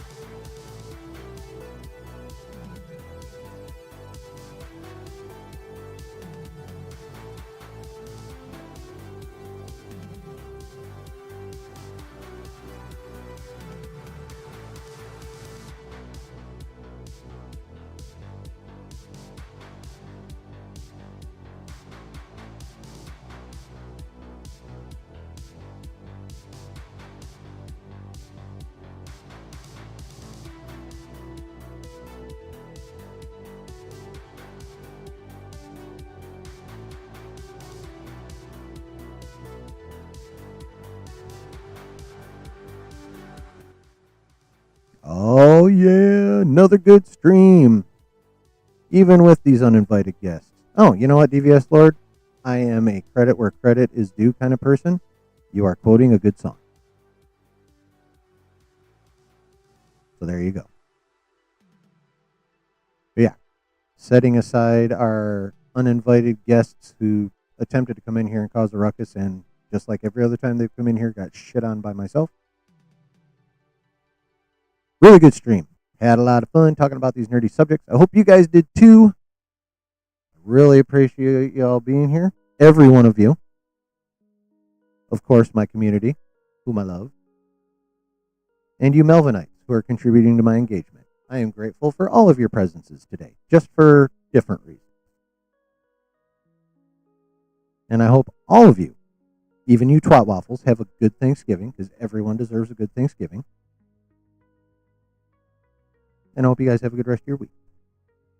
And we'll be right back here at 10 p.m. Eastern, Saturday night. Talk about the latest and the greatest that happens over the next couple days. But in the meantime, remember this. And this even goes for you dipshits too. Wherever you're at and whoever you're with, always keep it nerdy. Happy Thanksgiving. Much love. Peace.